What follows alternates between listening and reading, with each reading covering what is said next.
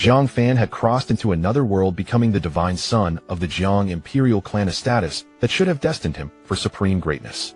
Yet after being sent to the sacred land of 10,000 sects, no one taught him how to cultivate. He missed the best time to begin training and was branded a useless failure. Because of this, he was abandoned by his clan and gravely injured by his own father, until at the brink of despair a mysterious system awakened within him, granting him cultivation at full mastery. Long City, the Jiang clan. In the main hall, a middle-aged man with a stern face sat on the central seat of honor. Even without speaking, an invisible pressure spread outward, weighing down on everyone inside the hall until they could hardly move. Beside the middle-aged man sat a woman of striking beauty, her gaze cold and forbidding, so that few dared meet her eyes. She alone seemed untouched by the pressure radiating from the man. At this moment, however, everyone's attention was not on the two seated above, but on a youth standing in the furthest corner below. The youth had fine brows and bright eyes, his handsome features captivating at a single glance. Yet at this moment the youth's face was filled with worry, like a lamb awaiting judgment. Voices rose in the hall, harshly calling him a useless failure, declaring that someone far younger had already reached the Golden Core realm, and that it would be a disgrace if outsiders learned that the Jiang clan's divine son could not cultivate at all. One elder demanded that his title of divine son be stripped, claiming that enormous cultivation resources had been wasted on him, and that his continued status was unfair to the other disciples. The criticism in the hall almost entirely turned against Jiang Fan. Yet Jiang Fan himself was unaware of it. At that moment his mind was immersed within his own consciousness. Where's this? Have I crossed into another world as well? After carefully merging with the memories in his mind, Jiang Fan was utterly stunned.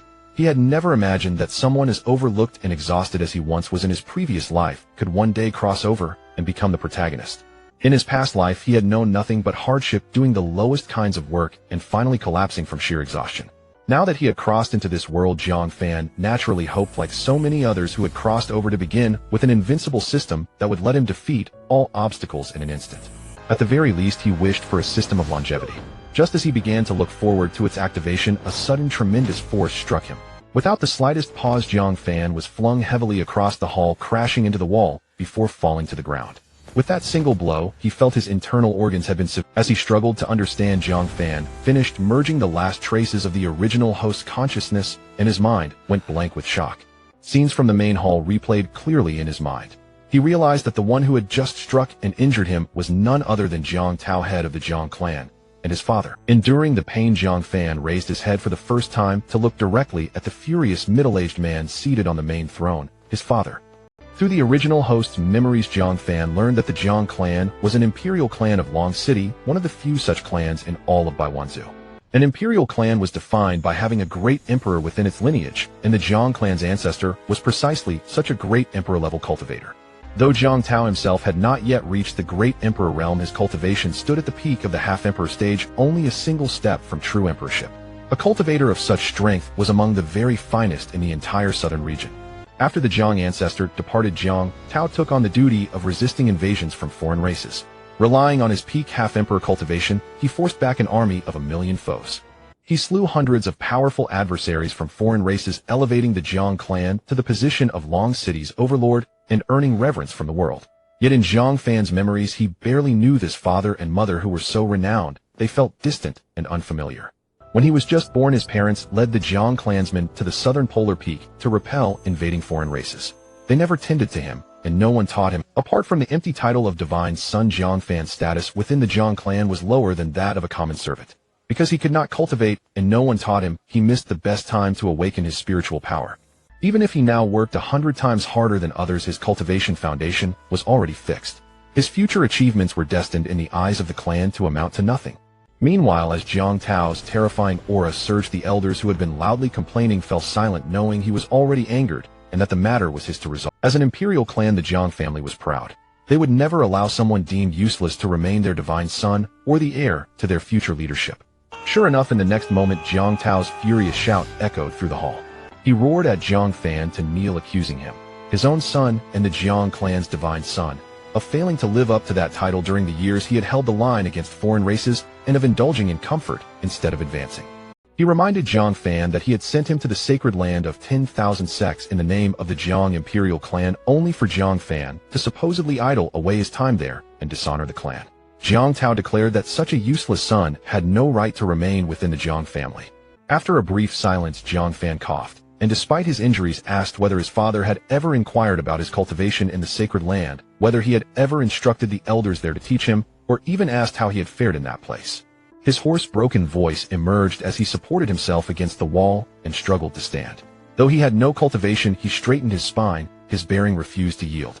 At the moment he straightened his back, Jiang Fan saw shock flicker in Jiang Tao's eyes, a trace of gentleness in the beautiful noblewoman's gaze, and open mockery on the faces of many. Yet in that same instant the words, "Every person who crosses worlds longs most to hear," echoed in Jiang Fan's mind.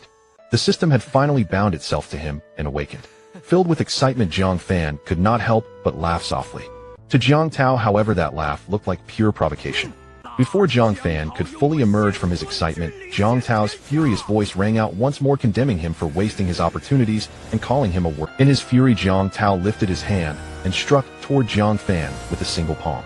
The terrifying palm strike tore through the air, shaking the entire hall as though it might collapse at any moment. With his current strength, Jiang Fan knew that if the palm landed, he might be utterly destroyed. In the instant Jiang Tao struck, Jiang Fan glimpsed a flicker of hesitation in his father's eyes. Just when he thought Jiang Tao might be striking only for show, the terrifying palm was suddenly right before him, close enough to land. He could hardly imagine surviving. In the very next second, just as the palm was about to strike him, a figure appeared before Jiang Fan and intercepted the blow. The person who shielded Jiang Fan was none other than the noble. "Master, have you lost your mind? What are you doing? He is your eldest son, how could you strike him? If you must strike someone, strike me. It is my failure as a mother for not teaching him well." After blocking Jiang Tao's palm strike, Su Wanqing's face also bore a trace of anger, but this anger was clearly directed at Jiang. In that instant just now, not only was Su Wanqing shocked, but all the other elders within the hall were also stunned. They indeed all looked down on Jiang Fan, otherwise they wouldn't have called him a waste. But even so, none of them had ever thought of laying a hand on him. After all, he was still the son of the Jiang family patriarch. Even if he couldn't become the divine son, he was at least still a disciple of the Jiang family. Yet Jiang Tao had struck so viciously, a person with no cultivation could very well have died on the spot. If he were to regret it later, the elders would likely have a hard time as well. After being scolded by Su Wanqing, a flicker of remorse briefly appeared on Jiang Tao's face. He had already pulled his punch using only 20% of his strength in the end, but he had still forgotten the disparity in their cultivation. Yet his action was understandable. He said, "Madam, I admit my strike was a bit too heavy, but my intention was to wake him up, to make him a disciple useful to the Jiang family, not the idle good-for-nothing waste who dares to talk back to his elders, as he is now. Ha ha ha. Wake me up. I have never been asleep. The ones who truly need to wake up are you. You only knew to send me to the myriad sects' sacred land, thinking I could soar to great heights and become someone superior. But have you ever understood how I spent those 10 years in the sacred land? Even after returning to the Jiang family, my status is lower than that of a sweeping child. Are you all unaware of this?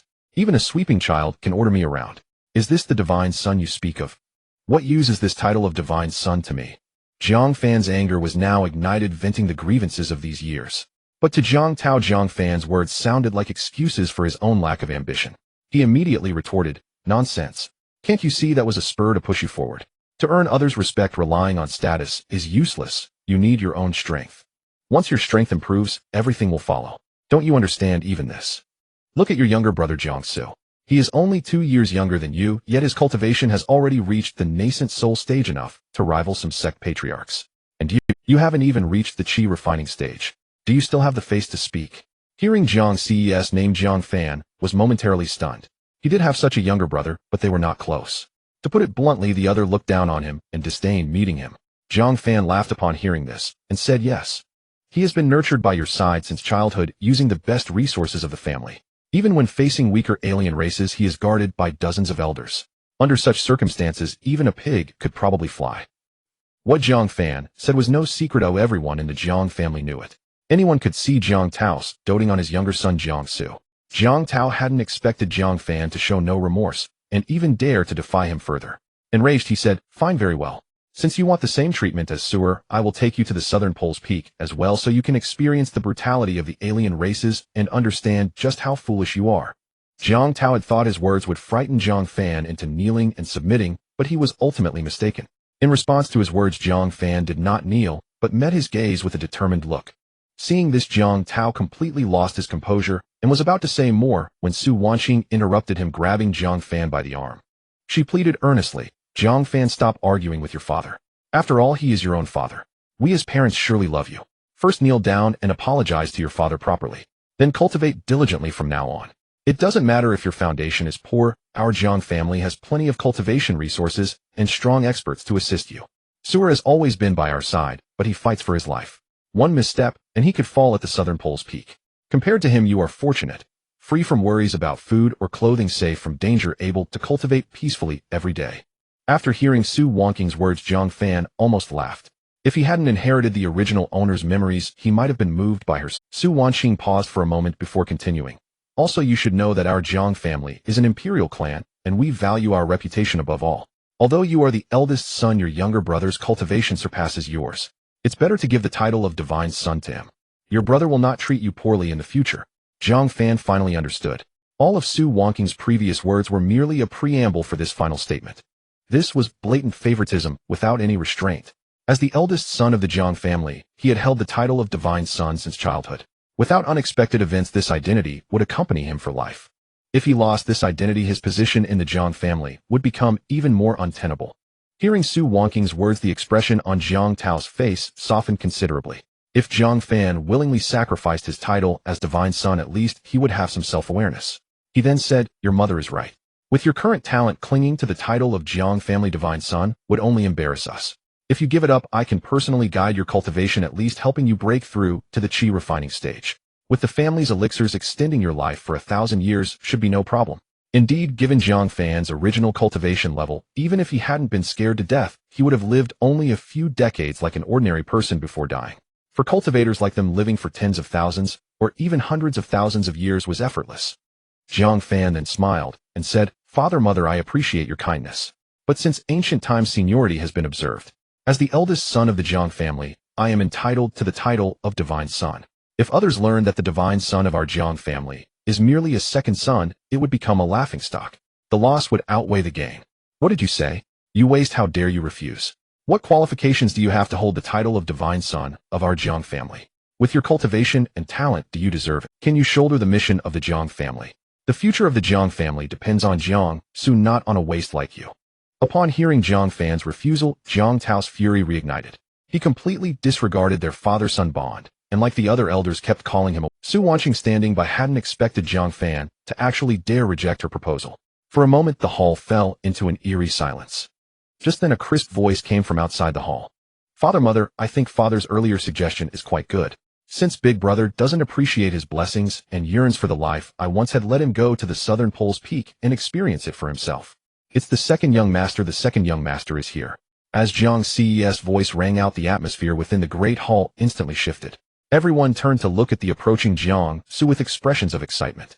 "This second young master, you've broken through again. The 6th level of nascent soul. Truly worthy of being a scion of the Jiang family, utterly heaven-defying." Before Jiang Su even drew near, flattering words filled the air.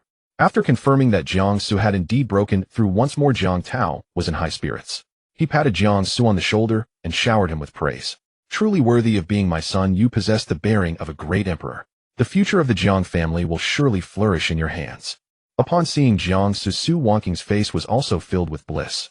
In her eyes, having such an outstanding son was the greatest fortune of her life. Watching them unabashedly display their familial affection, Jiang Fan's expression remained utterly unperturbed. After exchanging pleasantries, Jiang Su finally turned to look at Jiang Fan, a hint of disdain in his eyes. A useless waste, daring to compete with him for the position of divine son, utterly ignorant of death. After exchanging pleasantries, Jiang Su finally turned to look at Jiang Fan, a hint of disdain in his eyes. A useless waste, daring to compete with him for the— "Think back. When I was at the same cultivation level as Big Brother, I was already on the battlefield. I believe Big Brother can do the same, don't you agree, Big Brother?" The divine son of the Jiang family was not merely a title, it was a bond of bloodline. Within the divine son's body resided a trace of bloodline from each generation's ancestors, which could be harnessed in critical moments to enhance cultivation. This was what Jiang Su valued most. Once he secured the divine son identity, it would be akin to possessing a life-saving talisman. Hearing Jiang Ce's words again, Jiang Tao fell into a brief contemplation. His earlier words were merely meant to intimidate Jiang Fan. Sending Jiang Fan to the Southern Pole Summit would surely mean certain death. While Jiang Tao hesitated, Su Wangqing grew anxious. Regardless, Jiang Fan was still her son, born after 10 months of pregnancy. How could she bear to watch him walk to his death? She immediately went to grab Jiang Fan's arm and said, "Jiang Fan, this is your own younger brother. Come kneel and pay respects to your younger brother, the future great emperor of the Jiang family. Su Wanqing deliberately emphasized the phrase, future great emperor of the Jiang family, implying that although Jiang Su was his younger brother, he was a future great emperor. Kneeling to a great emperor was no disgrace. If Jiang Fan truly knelt, Su Wanqing could seize the opportunity to plead for him, sparing him from being sent to the Southern Pole Summit to die. Jiang Tao understood Su Wanqing's motive, and so did Jiang Su. If Su Wanqing truly intended to protect Jiang Fan, Jiang Su would not openly oppose him. But upon hearing Su Wanqing's words, Jiang Fan, who had already taken 2 steps forward, froze in place. Though Jiang Fan was now nothing but a waste, the thought of kneeling publicly to beg for his life, especially before his own younger brother, was something he could not and would not do. He would rather die than kneel. He said at once, apologies, but as the saying goes, there is a proper order of precedence. Shouldn't it be him who kneels to me? Or has our Jiang family forgotten such basic decorum? If even the most fundamental rights are lost, then we are unworthy of being an imperial clan. Silence. At that moment, the great hall fell into a terrifying stillness once more. Everyone understood that Su Wanqing's earlier words were meant to save Jiang Fan. If he merely knelt to Jiang Su today, he would lose face, but at least avoid being sent to the Southern Pole Summit. Yet he had refused, and even delivered a harsh slap to everyone's pride. How dare you insult the Jiang family like this? You seek death. You are unworthy of being our divine son. After the silence, Jiang Su was the first to react. The murderous intent in his eyes was unmistakable as he raised his fist and struck fiercely toward Jiang Fan. Only when the terrifying aura spread did the others snap back to reality. Sibling conflict was considered unforgivable in other families. Yet at this moment, none of the elders seemed inclined to intervene. Perhaps in the eyes of most elders, Jiang Fan's death would be more beneficial to the Jiang family. Sir, stop. Su Wanqing reacted and swung her arm, dissipating the force of Jiang Ci's punch, leaving it weak and ineffective as it struck Jiang Fan's chest. Mother, he insulted our Jiang family, a crime punishable by death. Why did you stop me? After Su Wanqing blocked the fatal blow, Jiang Su was clearly displeased. Su Wanqing said weakly, Sir, he is your own brother. How could you strike so heavily? Do not act rashly in the future. With these light words, she brushed the matter aside. My lady, how can you speak of Sir like that? He is no child, he knows his limits. He only meant to scare him. I have decided to become the divine son of the Jiang family. Merely being the eldest son is not enough. There must be a convincing reason. Let him go to the Southern Pole Summit to train. Only by facing peril can one prove their path to cultivation. Jiang Tao's words essentially sealed Jiang Fan's fate. The Southern Pole Summit was the passage for alien races into the human realm. After repelling the invaders, the summit had been fully occupied by humanity, who established an observation post there to monitor the aliens' movements. Seeing Jiang Tao's expression, Su Wanqing's lips moved, but she wisely remained silent. Once Jiang Tao's anger subsided, Su Wanqing planned to rush to the Southern Pole Summit and bring Jiang Fan back. A little hardship might humble him and curb his arrogance. Having thought it through, Su Wanqing turned to Jiang Fan and said, Jiang Fan, rest assured. As long as you don't venture deep into the alien territory, the outskirts of the Southern Pole Summit are safe. Perhaps the environment there will aid your cultivation and grant you a physique suited for training. Jiang Fan sneered. I suppose I should thank the Jiang family for their kind intentions. Seeing the coldness on Jiang Fan's face, Su Wanqing felt a pang of pain in her heart. She wanted to comfort him further, but Jiang Fan's voice rang out again. Since this family has no place for me, then take me to the Southern Pole Summit now. No, Jiang Fan. No matter what, you are still a piece of my flesh. Sending you to the Southern Pole Summit is to help you break your limits and prove yourself worthy of the Divine Son title. When you are in danger, I will come to bring you home. As a useless outcast with a difficult personality who constantly opposed them, Jiang Fan was indeed disliked. Yet at that moment, seeing his expression, an inexplicable pain stirred in their hearts. Perhaps this was the last shred of clarity in a mother's heart. Hearing that Jiang Fan willingly volunteered to go to the Southern Pole Summit, a trace of worry appeared on everyone's faces. Perhaps this was the best course of action. Seeing the expressions around him, Jiang Fan sneered inwardly. He was not foolish. His willingness to go to the Southern Pole Summit was not, nor was it out of impulse. It was because the system had just revealed everything he possessed. The system had long since awakened, yet Lin Fan delayed in accepting all it had bestowed. It was only now that Jiang Fan fully comprehended everything, truly grasping the cultivation system of this world. Chi, refinement, foundation, establishment, golden core, nascent, soul, spirit, transformation, void, refinement, body, integration, great ascension, tribulation, transcendence, half-emperor, great emperor. Witnessing Jiang Fan so cruelly bullied, the magnanimous system directly granted him a max-level existence. In other words, Jiang Fan's cultivation had already surpassed everything in this world. If he wished, a single thought could erase all that existed here. Yet Jiang Fan chose not to act. Perhaps with heightened cultivation came an elevated state of mind. They were but mere ants after all. Seeing Jiang Fan standing dazed, everyone assumed he was terrified. However, for Jiang Su, even if Jiang Fan knelt and begged for mercy now, forgiveness was impossible, and he would never spare him.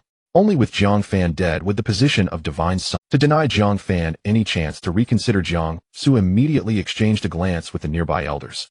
Soon an elder spoke up. Patriarch, although this waste is the eldest son of our Jiang family, his character and talent are in no way comparable to the second young master. We are all dissatisfied with him becoming the divine son. Since he wishes to prove himself at the summit of the South Pole, we must grant his wish. It can be considered a trial for the divine son. The elders' words received unanimous approval from everyone. Soon a spatial teleportation array appeared before them. Looking at Jiang Fan, Jiang Tao sneered. Waste, since you're so eager to prove you can become the divine son, I'll give you this chance. Then Jiang Tao stepped forward, appearing before Jiang Fan, and whisked him into the teleportation array. Is this the summit of the South Pole? It doesn't look like it. As the teleportation array was about to vanish, Jiang Tao did not accompany Jiang Fan, but instead opened another escape array, leaving Jiang Fan to go alone. Soon Jiang Fan's figure materialized in an environment shrouded in eternal darkness with nothing but unknown remains as far as the eye could see. More terrifyingly, the aura of death here was overwhelmingly dense. An ordinary person would likely be corroded and killed by the deathly energy in an instant. Jiang Fan was certain this place was not the summit of the South Pole at all, but rather the legendary foreign realm, the world where the alien races dwelled. Elsewhere, the moment Lin Fan appeared, the entire foreign realm erupted. Amidst the boundless abyss of deathly energy, the scent of a human had emerged. The fragrance of a human, like a gentle breeze, spread throughout the entire abyss of death. Countless alien powerhouses surged toward Jiang Fan's location. Seeing the vast army of alien races approaching, Jiang Fan was further convinced this was the foreign realm. He understood that his very existence had tarnished the Jiang family's reputation, and their desire to eliminate him for the sake of the clan was not incomprehensible. Yet even so, Jiang Fan still felt a dull ache in his chest. The first to appear before Jiang Fan was a man with a human torso and a serpent's lower body, his appearance quite terrifying. Moreover, his cultivation had reached the peak of the half-emperor realm, even more formidable than Jiang Tao. Upon seeing Jiang Fan, the serpent-bodied man's face was filled with murderous intent. He roared, "Human, you already occupy the summit of the South Pole, and now you dare to venture deep into our foreign realm. Do you think our alien race is so easily bullied? Today you die." The serpent man was enraged. Time and again their alien race had tried to break through and enter the human domain, only to face repeated failures. Their alien great emperors were all in seclusion cultivating. Without an emperor's protection, they had been forced to abandon the only passage to humanity, the summit of the South Pole, and retreat fully into the foreign realm, living alongside the deathly energy. But now the humans were still bullying them to their faces. How could they tolerate this? Then the serpent-bodied man swung his massive tail with great force. Wherever the tail passed, streams of deathly energy visibly coalesced into a giant python, which howled as it lunged toward Jiang Fan. In response, Jiang Fan showed no fear. He threw a fierce punch at the oncoming python. The serpent man initially paid little heed to Jiang Fan's punch. In his view, anyone bold enough to strike deathly energy with their bare fist was a fool. After all, this was deathly energy. The moment it touched you, it would seep into your body, impossible to resist. But the next second, the serpent man was stunned.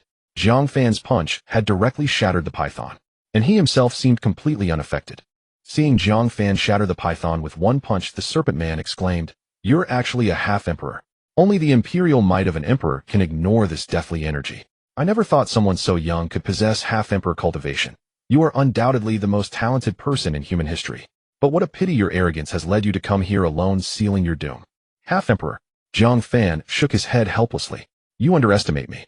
In my eyes, a half-emperor is nothing but an ant." As Jiang Fan spoke these words, the serpent man collapsed uncontrollably to the ground, his snake scales cracking and falling off one by one. Having been so pinned up before, that punch felt incredibly liberating to Jiang Fan, venting all his inner discontent. "So this is how strong I am." That punch was merely a casual cathartic swing from Jiang Fan, not even using a tenth of his full strength. Yet even so, it had instantly killed the serpent man. Seeing the young man before them annihilate their powerhouse with a single punch, the surrounding alien horde stood frozen in place. They simply couldn't comprehend how a human youth could possess such heaven-defying cultivation.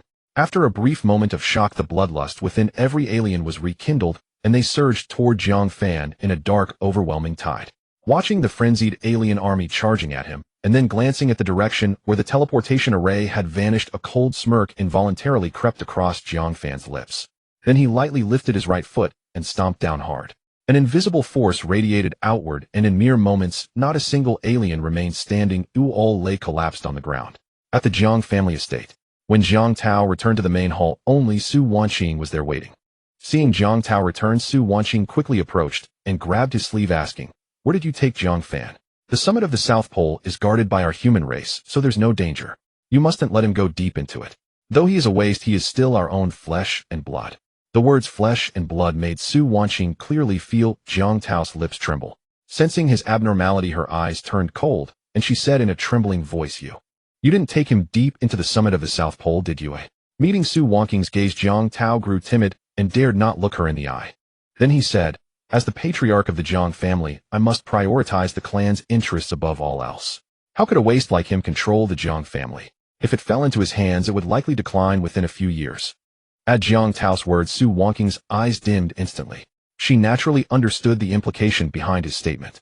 She immediately retorted angrily, "Though you do this for the family, does your conscience not ache? Since we brought him into this world, have we ever fulfilled our duties as parents? I returned from the peak of the southern pole intending to make amends for our neglect, but with a single word from you, calling him a waste unworthy of being a Jiang heir, you erased his existence. And now this." At this moment, tears blurred Su Wanqing's vision, and she choked with sobs, unable to continue. "My lady, though we failed in our parental duties, it was for the sake of all humanity. Can he not understand our intentions? Moreover, we arranged for him to enter the myriad sacred grounds.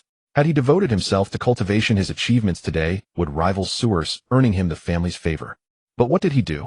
He never trained properly and committed grave offenses of insubordination and filial impiety. Such a person is unforgivable in any clan.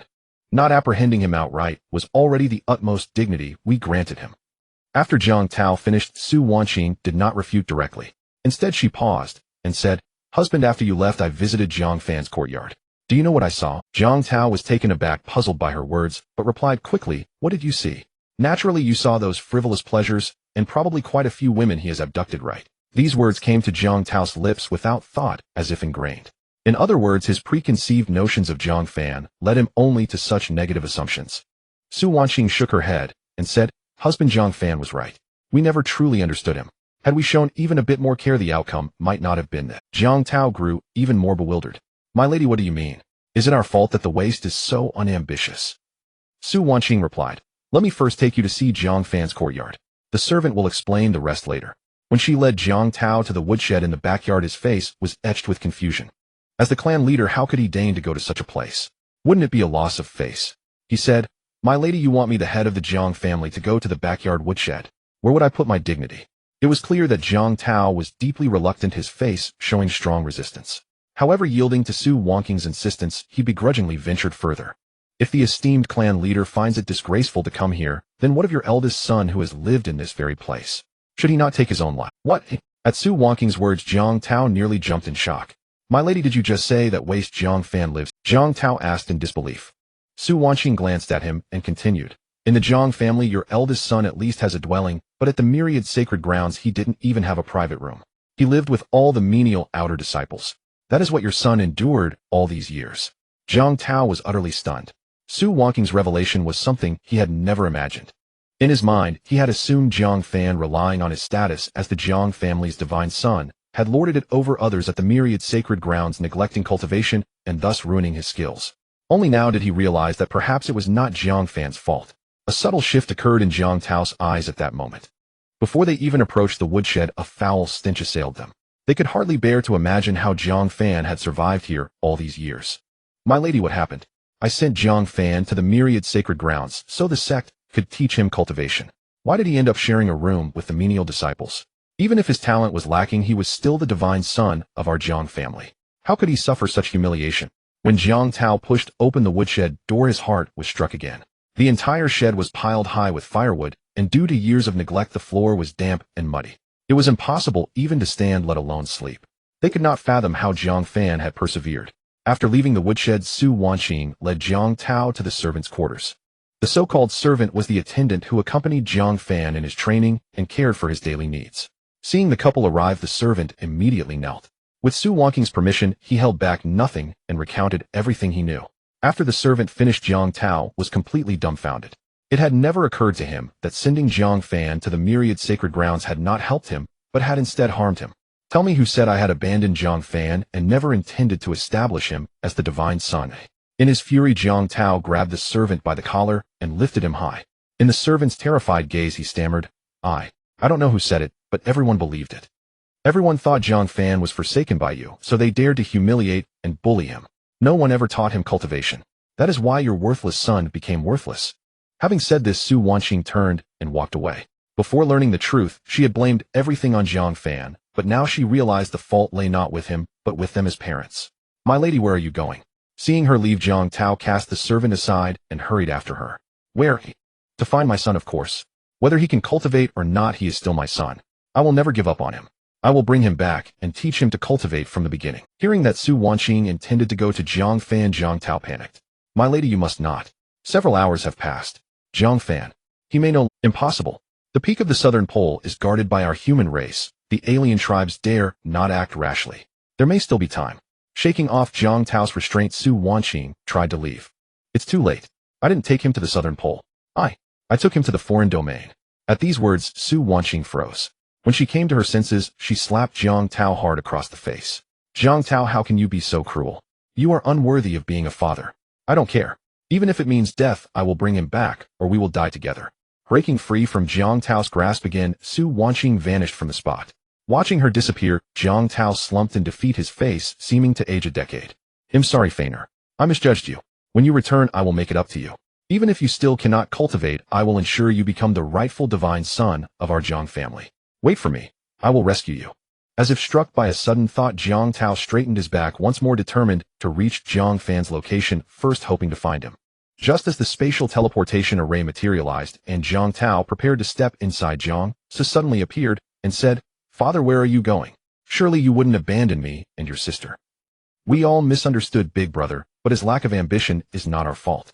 I have already sent the clan elders to search for Mother's whereabouts. She will be fine. If you venture directly into the foreign realm, you may never return. Our Jiang family cannot lose you, nor can I and little sister. Seeing Jiang Tao about to enter the spatial teleportation array, Jiang Su, who had been waiting outside for some time, could no longer hold back and spoke to stop him. After all, with Su Wangqing's level of cultivation, she was utterly incapable of activating the teleportation array. Reaching the South Pole summit would take her at least half a month. In that span of time, Jiang Fan could die hundreds of times over. Hearing Jiang Ce's words, Jiang Tao stood frozen in place. Even their ancestor Jiang Tong dared not venture deep into the foreign realm. With his own strength, entering would mean certain death. Yet whenever he thought of Jiang Fan being cast into the depths of the South Pole summit, Jiang Tao's face trembled uncontrollably. Father, do not worry. Big Brother survived for 20 years without any cultivation base. That alone proves he has his own means of survival. Otherwise, he would not have volunteered to go to the South Pole summit. I believe he can return safely. Persuaded by Jiang Su, Jiang Tao gradually abandoned the idea of going to the South Pole summit. After all, going there would only mean death. Now he could only hope that Jiang Fan would find a way to leave alive. In the foreign realm, just as Jiang Fan had intimidated the alien army and prepared to leave, the entire realm began to tremble eerily. A terrifying aura of death, as if drawn by some force, converged wildly toward a single direction. Witnessing this, Jiang Fan, who had already set one foot into the South Pole summit, stepped back. When such an anomaly arises, a great calamity is sure to follow. He was curious to see what level of alien being would appear. Soon, at the epicenter of the densest death aura, a human figure slowly coalesced. The figure a moment ago billions of kilometers away appeared before Jiang Fan in the next instant. He looked no different from an ordinary human. Were it not for the death aura he carried, no one would take him for an alien. Jiang Fan knew that this man had come specifically for him. He spoke. Do you also wish to stop me from leaving? The man then chuckled lightly. Indeed. I admire your strength and plan to keep you here to forge you into a puppet. You should feel honored. With those words, a surge of black aura erupted from the man. Purest death chi, hundreds of times more potent than that of the serpent-bodied man. The death chi transformed into a massive net that descended upon Jiang Fan. The terrifying energy within that net could easily kill even a half-emperor like Jiang Tao. Jiang Fan realized that the man before him was none other than the most powerful alien, an emperor-level being. It was said that such an alien emperor had not appeared for nearly 1,000,000 years, yet he had encountered one so easily. He wondered whose luck was at play. The emperor-level being was indeed formidable, but unfortunately he had appeared at the wrong time. he had met Jiang Fan. As the net closed in, Jiang Fan casually waved his arm, instantly dissolving the net. Shock was evident in the man's eyes at this sight. He stared intently at Jiang Fan and said, "A human youth so young and so powerful, truly a blessing for my alien race." As his words faded, the man's figure gradually became ethereal, slowly merging into the void. The next moment, a black longsword materialized out of thin air, striking fiercely at Jiang Fan. Instantly, a Tinthasansang black sword intent tore through the void, hurtling toward Jiang Fan. Wherever the sword intent passed, the entire foreign realm trembled once more. Countless spatial cracks became clearly visible to all. As expected of an alien emperor, a single strike could rend the heavens. Faced with such an unstoppable attack, Jiang Fan simply smiled. There was no fear in his eyes, only a hint of disdain. As the sword intent was about to touch him, Jiang Fan lightly waved his arm again. In the next moment, a faint aura emanated from his arm. Witnessing this, all the aliens began to jeer. But they failed to notice that when the sword intent came into contact with the aura Jiang Fan had released, it dissipated like spring snow meeting a blazing flame. In just a few moments, the aliens could no longer laugh. They realized that while Jiang Fan's aura remained, the sword intent had vanished without a trace. The emperor-level man hidden within the void was now deeply shaken. Jiang Fan's power far exceeded his imagination. When the man reappeared, a colossal divine form 1,000,000 zhang tall loomed behind him, the Dharma manifestation of an emperor-level being. At that moment, the manifestation moved, unleashing an overwhelming imperial might. As the imperial might emerged, all the aliens fell into utter frenzy. They had known the man was powerful, but none had imagined he was an emperor-level being. Now, with the pressure of the emperor's Dharma manifestation, they realized their race's guardian deity had arrived. The imperial might rolled like thunder, exploding continuously across the foreign realm. As the imperial might spread, it even pierced through the foreign realm and reached the South Pole summit. The human powerhouses guarding the summit, upon sensing this irresistible force, collapsed to the ground. They had neither the strength to resist nor even the courage to rise. Heavens, this is imperial might. An alien emperor has appeared. Having confirmed the presence of an alien emperor-level being, the human powerhouses guarding the South Pole summit lost all trace of their former composure. Before the alien emperor appeared, humanity could barely suppress the alien race, and had even reclaimed the South Pole summit as their first line of defense. But now, with the alien emperor's emergence, humanity's advantage was gone. If no human emperor stepped forward, their race might face extinction. Though their duty was to guard the South Pole summit facing an enemy they could not possibly defeat, staying would only mean certain death. After a brief moment of terror, these human powerhouses guarding the South Pole summit fled the place, returning to their respective clans to make preparations. Within just 2 days, news of the alien emperor's appearance spread across the entire southern domain. Upon hearing this, Su Wonking's worry deepened, and she quickened her pace once more. In the alien domain, beneath the terrifying pressure of the imperial might, all the foreign races knelt and cheered while the passage atop the South Pole's peak crumbled bit by bit. Gazing at Jiang Fan, the man spoke coldly, "Below the imperial realm, all are but ants. I hope you will live on well to become a puppet of our alien race." As his voice faded, the Dharma manifestation struck. With a tremor of its arm, the entire sky above the alien domain was filled with black sword intents. Each strand of sword intent rivaled the power of the previous strike, truly terrifying beyond measure. With a piercing whistle, the boundless sword intents cascaded down toward Jiang Fan. At that moment, no alien race believed he would survive. All were certain he was doomed. Staring intently at the overwhelming sword intents, Jiang Fan's expression remained utterly calm, as if a supreme being looked upon a child. Just as the intents were about to strike, he slowly uttered a single word: "Disperse." The moment his voice sounded, the sea of sword intents above him vanished into nothingness, leaving not a trace of aura behind. Witnessing this miraculous sight, the Imperial Realm man finally felt a flicker of fear. Even if his opponent were also an Imperial Realm powerhouse, it would be impossible to dissolve his sword intent so effortlessly. Yet how could such an unfathomable being exist in this world? In the brief moment of his stupor, Jiang Fan had already vanished from his spot. When he reappeared, he was right before the man. Before the latter could even counter, Jiang Fan's right hand had already seized his throat. With a slight twist of his hand, the great Imperial Dharma manifestation behind the man was obliterated entirely. At this point, what the man felt was no longer fear, but utter despair. If even his true Bodhist Dharma manifestation could not withstand a single blow, was he himself not also like an ant? Staring at the terror-stricken Imperial Realm expert, Jiang Fan said calmly, "Now do you realize my true strength is not so weak? I'm sorry I was wrong. I beg you to give me a chance." At the brink of life and death, the Imperial Realm expert cast aside all dignity. As long as he could survive, even kneeling and begging was worth it. Jiang Fan added, "Knowing your mistake makes you a good child. Just be more careful in your next life. With that, his arm tightened abruptly. An irresistible force surged forth, instantly erasing every trace of the Imperial Realm expert's existence. Having slain the Imperial Realm expert in an instant, the gloom that had lingered on Jiang Fan's face finally dissipated completely. With such extraordinary cultivation now at his command, why should he be entangled by mundane worldly affairs? Having witnessed Jiang Fan kill their alien strongmen twice, even dispatching the legendary Imperial Realm expert, in a single blow, the surrounding alien races no longer bore their earlier arrogance. All fled in terror from the place. Free from further trouble, Jiang Fan decided to leave.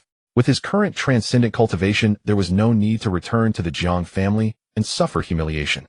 Soon Jiang Fan's figure appeared in the passage atop the South Pole's peak. Yet before he had gone far, he spotted a silhouette rapidly approaching in the distance. As the figure drew near, Jiang Fan recognized her. It was his mother, Su Wanqing. Upon seeing Jiang Fan, Su Wanqing froze in place, staring at him blank. After a long moment, Su Wanqing snapped out of it and rushed to Jiang Fan's side, examining him carefully from head to toe. Jiang Fan, thank heavens you're safe. It's all your foolish father's fault for thoughtlessly abandoning you in such a dangerous place. I haven't seen you for so many years. Let your mother have a good look. I can't believe how much you've grown. I'm sorry. As your mother, I failed to take care of you and let you suffer. Seeing Jiang Fan's gaunt frame, Su Wanqing's tears fell unbidden. After a pause, she continued, Jiang Fan, you must understand that our Jiang family is no ordinary minor clan. We are a proud imperial clan. Both outside and within the family, countless eyes are watching. Especially after your ancestor vanished, the family's elders grew restless. That's why we sent you to cultivate at the 10,000 sects sacred ground, so you could train in peace without joining us in battle against the alien races. But none of that matters now. As long as you are safe and well, that is all that counts. Come home with me. Let our family live together happily. With that, she took his arm. Jiang Fan could clearly see that Su Wanqing's attitude toward him had changed greatly. At the very least, she no longer despised him for being. Moreover, her willingness to risk her own safety to search for him here moved him deeply. Yet moved as he was returning home, without resolving many issues, would only mean more suffering. He then said, Mother, I can return, but you know as well as I do that a waste like me will never be welcomed in the Jiang family. Everyone covets the title of Divine Son. If I go back, I'd only be asking for trouble, or even death. Su Wanqing understood this all too well, yet she replied uncertainly, No, the Divine Son is merely a title. With me here, no one can strip you of it. From now on, anyone who dares to bully the Divine Son will be an enemy of the entire Jiang family, and I, Su Wanqing, will be the first to deal with them. These words were unconvincing not only to Jiang Fan, but even to Su Wanqing herself. Yet to her, Jiang Fan, who had no cultivation at all, would not even know the basics of survival if he wandered outside. Only by bringing him back to the Jiang family could he have a better chance of living. At the Jiang family estate, when news spread that Su Wanqing had brought Jiang Fan back, the entire household erupted in excitement. Everyone knew about Jiang Tao taking Jiang Fan to the South Pole's peak. Now that Jiang Fan had returned safely, it proved his fortune was unmatched, and he might even have awakened spiritual energy, becoming a qualified cultivator. If so, their family's divine son would truly be worthy of the name. When Jiang Se heard of this, he was stunned. He never expected Jiang Fan to be so lucky as to encounter not a single alien race. What frustrated Jiang Se most was the change in his parents' attitude toward Jiang Fan. If they both firmly supported Jiang Fan as the divine son, his position would become unassailable, and Jiang Se would be unable to claim the title anytime soon. According to family rules, all cultivation resources were to be given to the divine son first. The thought of a waste consuming so many resources was simply unforgivable. If he himself had those resources, his cultivation could break through limitlessly in a short time.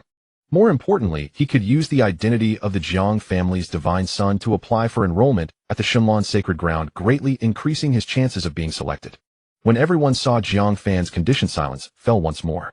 They had assumed that his survival at the South Pole's peak meant he had awakened spiritual energy and fought his way out. Especially since an alien Imperial Realm expert had appeared there. If Jiang Fan had left safely under those circumstances, his achievements would be immeasurable. But now they were disappointed again. Jiang Fan remained the same as before, utterly devoid of spiritual energy, a complete waste. Could a powerless waste truly leave the South Pole's peak unharmed? Impossible. Brother, you have truly let us down. Father took you to the South Pole's peak so you could overcome yourself and become our family's true divine son. But what did you do? You simply ran away without even the courage to face a crisis. How can you ever support our family like this? Everyone remained silent as Jiang Ce's voice rang out first, carrying a tone of exasperation. At the same time, Jiang Ce's words garnered unanimous approval from everyone. Seeing the crowd preparing to besiege Jiang Fan once more, Su Wanqing grew anxious and exclaimed, Sir, it's not as you think. When I found Jiang Fan, he was still atop the Southern Pole summit, having not departed. This shows he has the courage to face adversity and did not flee at the first opportunity. Therefore, we should try to accept Jiang Fan rather than treat him this way. Watching Su Wanqing defend the useless Jiang Fan at his own expense, Jiang Ce's face twisted with even greater fury and resentment. Mother, have you forgotten the aura of that alien emperor-level powerhouse earlier? If Big Brother truly was atop the Southern Pole summit, how could he have emerged unscathed? Given his strength facing the presence of an emperor-level being, he should either defy fate or die. Yet now he seems utterly unchanged as before, without even a trace of alien chi lingering on him. This proves he was never at the Southern Pole summit. Jiang Ce's explanation was clear and irrefutable. Faced with these words, Su Wanqing found herself momentarily at a loss for a response. Then, with a fervent gaze fixed on Jiang Ce, she said, "Sir, regardless, he is still your own elder brother. Moreover, his lifespan is limited. The future of the Jiang family still belongs to you. Could you not get along with him during his remaining years?" "Mother, I have no issue with that, but I fear Big Brother may not wish to get along with me." Rarely Jiang Ce did not contradict Su Wanqing and agreed generously. Yet this very compliance made Su Wanqing sense something amiss. It was utterly unlike Jiang Ce's character. She asked, "Sir, what do you mean by this?" Jiang Ce replied, "Mother, during the days you were away, Miss Baiming Qiuyue of the Baiming clan visited. She brought 2 letters, one requesting the dissolution of her engagement with Big Brother, and the other proposing marriage to me. Father has agreed to both. I fear Big Brother may not be able to accept this." From the moment she saw Jiang Fan, Su Wanqing had harbored such concerns and had long anticipated this possibility. How could a proud daughter of the Baiming clan stoop to marry a worthless man devoid of cultivation? A millennium later, one would still be in their prime, while the other might be nothing but a pile of bones. Though breaking the engagement brought shame, it was inevitable. Yet what Su Wanqing never expected was that she would choose to marry Jiang Ce. What immense humiliation this would be for Jiang Fan. Far worse than death itself. Everyone knew that Jiang Fan had deeply loved Baiming Qiuyue since childhood, yearning to make her his wife. Now his fiancée had become his sister-in-law. The mere thought was utterly inconceivable. She cast a subtle glance at Jiang Fan, relieved to find his expression largely unchanged. Had he made a public scene, it would have been difficult to manage. Just then a woman bounced into the hall from outside, followed by 2 elder. The woman was Baiming Qiuyue. Spotting Jiang Tao, she quickly ran to Jiang Ce's side, clinging to his arm and calling him Sejij repeatedly. As for Jiang Fan, she did not spare him even a glance.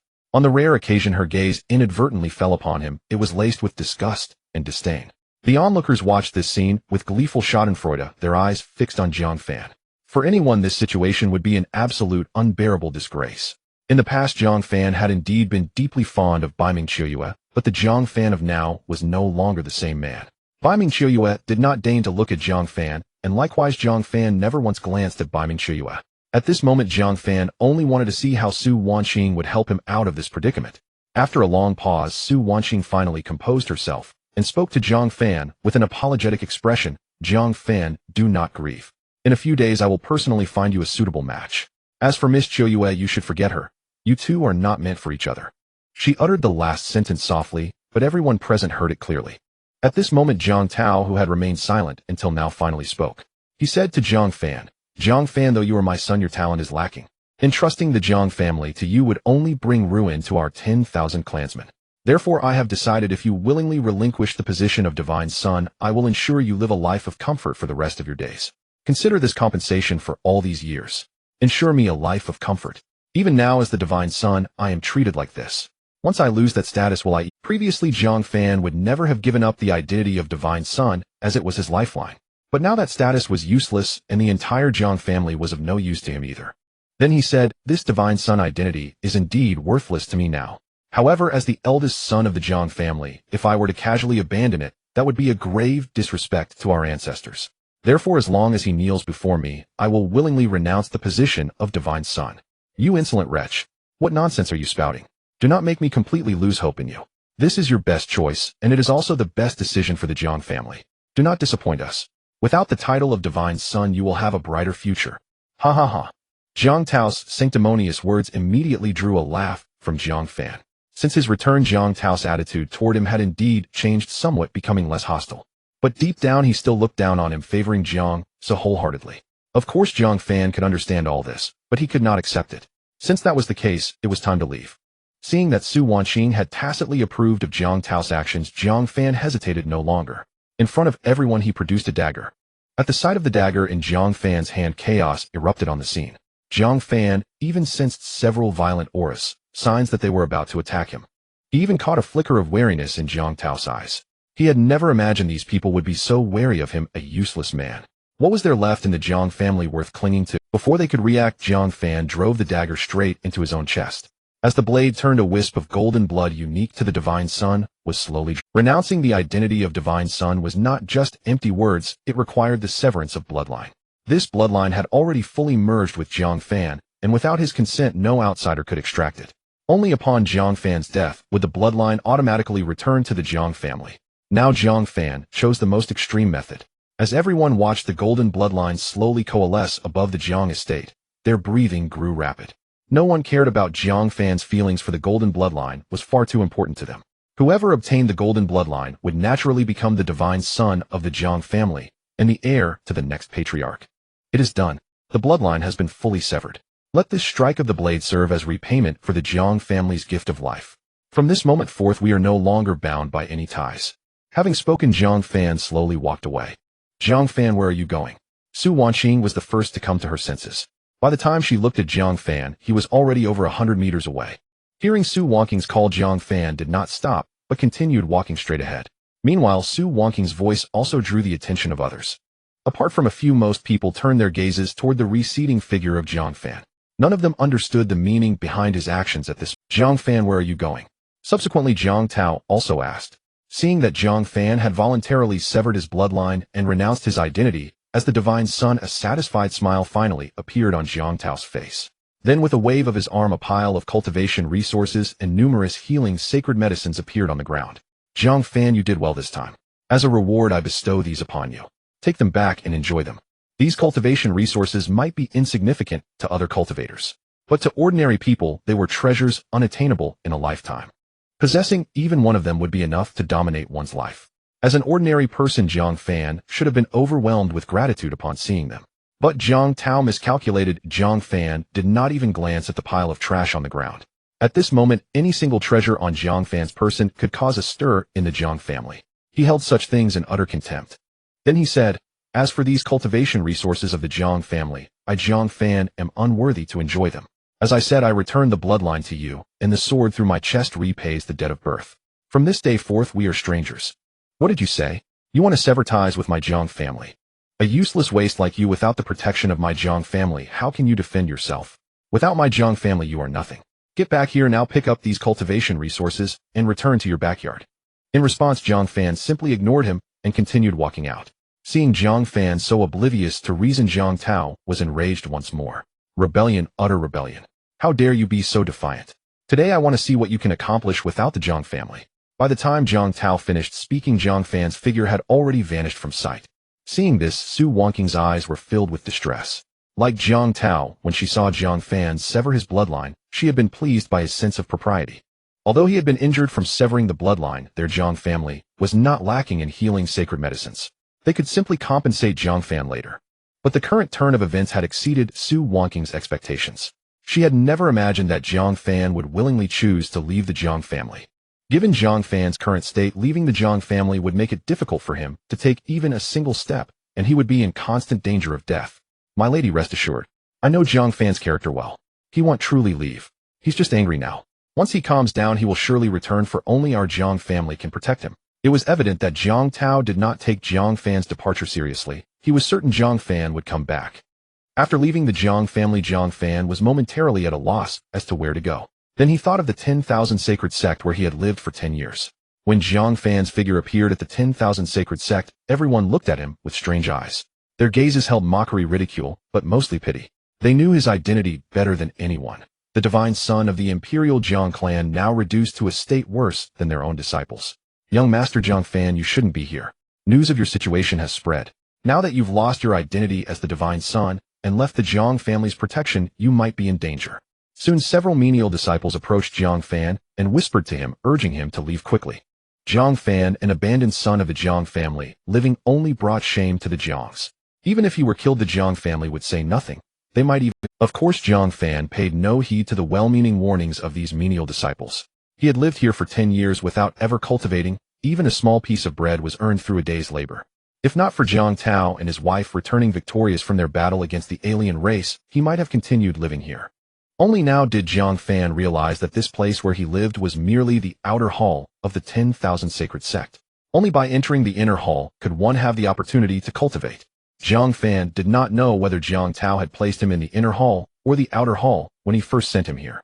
The divine son of the illustrious Jiang family sent to the outer hall by his own father. Those unaware assumed he had been forsaken by his clan. When Jiang Fan pushed open the door of the room where he had once lived, a fat man was sitting on the edge of the large bed inside. Seeing this person, Jiang Fan unconsciously revealed a trace of coldness. This man was named Wang Feng. His father was the elder in charge of the entire outer hall. Because of this connection, Wang Feng had become the tyrant of the outer hall. Especially Jiang Fan, who was aloof yet utterly devoid of cultivation, had become the prime target of this man's bullying. Previously restrained by Jiang Fan's identity as the divine son, Wang Feng dared not act too recklessly. Now, having heard everything, he looked at Jiang Fan with utter contempt. "And didn't expect this, did you? That we would meet again? You, the abandoned son of the Jiang family, see your overseer and still don't kneel. Must I force you myself?" Wang Feng's sudden roar terrified the others, who immediately fell to their knees. They dared not offend Wang Feng in the slightest. After all, their chances of changing their fate and entering the inner hall depended on his favor. Moreover, Wang Feng was no ordinary man. He was a cultivator at the Golden Core realm. A Golden Core realm cultivator was practically invincible in the outer hall. Seeing Jiang Fan arrive, the tremor on Wang Feng's face was unmistakable, a sign of excitement. Previously restrained by Jiang Fan's status as the divine son of the Jiang clan, he dared not act rashly. Now that he knew Jiang Fan was an abandoned son of the Jiang family, there was nothing left to fear. Bullying the divine son of the illustrious imperial Jiang clan, making him kneel before him for wanton humiliation. The mere thought of that feeling was exhilarating. "Jiang Fan, an abandoned son of the Jiang family, you still dare to come to my 10,000 sacred sect? Do you take my sect for a junkyard? If you want me to take you and kneel down, and in Wang Feng's understanding, Jiang Fan, a useless waste, without the Jiang family's protection, could barely move an inch and had no place to call his own. And the only way for him to survive was here." It wasn't just Wang Feng who thought so, while others felt the same. Seeing Jiang Fan in such a state, they all felt pity for him. The divine son of the mighty Jiang family reduced to such a state. After speaking, Wang Feng looked at Jiang Fan with a smirk, waiting for the moment he would kneel. But to Wang Feng's disappointment, Jiang Fan did not kneel immediately. Instead, he sat down directly on his old bed. Feeling ignored, Wang Feng's face instantly soured. Then he roared again, "Waste, didn't you hear me? Kneel down, or I'll beat you until you kneel and never get up again." Ignored. Wang Feng's words were once again ignored by Jiang Fan. In a fit of rage, Wang Feng rose and strode toward Jiang Fan. Before he even drew close, a powerful wave of spiritual energy began to ripple. Then a massive hand hurtled toward Jiang Fan's face. At the sight of this slap, everyone lamented Jiang Fan's fate, certain that he would either die or be crippled.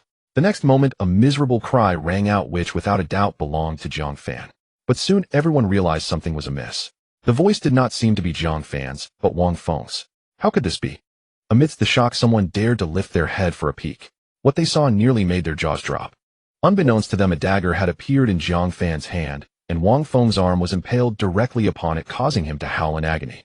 With a swift twist and pull of the dagger, Jiang Fan severed Wang Feng's entire arm. "Jiang Fan, you worthless trash, you dare to injure me. You'll have your life." Having lost an arm, Wang Feng was completely unhinged and lunged to kill Jiang Fan. But he utterly failed to notice that Jiang Fan had repositioned the dagger now precisely in Wang Feng's path. The next second, the dagger plunged straight into Wang Feng's chest. Only when the pain seared through him did Wang Feng in horror realize his dire state. Before he could even utter a scream, his life force ebbed away. Witnessing this, the onlookers could no longer remain calm and scattered in panic. In their minds, although Wang Feng had impaled himself, Elder Wang Sheng would not care about such detail. With his only son dead, he would surely make them pay with their lives. If not now, then when? However, before they could flee the 10,000 sects' sacred ground, a terrifying sword intent annihilated them all, leaving no survivors. "Villain! Who dares kill my son? I will exterminate your entire clan." A furious roar then echoed throughout the outer hall. "This what? Manager Wang has been killed. How is this possible? Who would be so bold?" Hearing Wang Sheng's enraged bellow, all the disciples in the outer hall were stunned. Who was the reckless fool that dared to kill Wang Feng? Given Wang Sheng's status, even inner hall disciples were always courteous to Wang Feng. Yet now someone had dared to lay a hand on him. It was utterly outrageous. When Wang Sheng entered, he first saw his son Wang Feng lying dead on the floor, and only then did he notice Jiang Fan nearby. A distinct look of shock flickered across Wang Sheng's face. He bellowed, Jiang Fan, was it you who killed my son? How dare you, a discarded son of the Jiang family? His voice was filled with infinite disbelief. A discarded son of the Jiang family devoid of any cultivation, how could he possibly kill Wang Feng, who was at the Golden Core stage?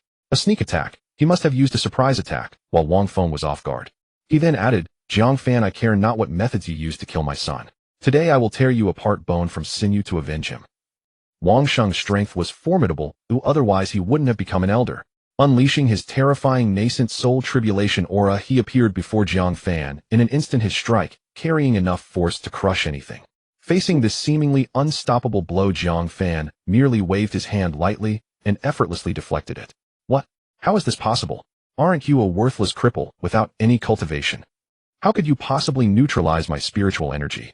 Seeing Jiang Fan casually neutralize his attack, Wang Sheng was deeply shocked. Who told you I was? Jiang Fan asked with a faint smile. Enraged by Jiang Fan's calm demeanor, Wang Sheng snarled. Whether you're a cripple or not is obvious. Who in Dragon City doesn't know? You dare toy with me? Die.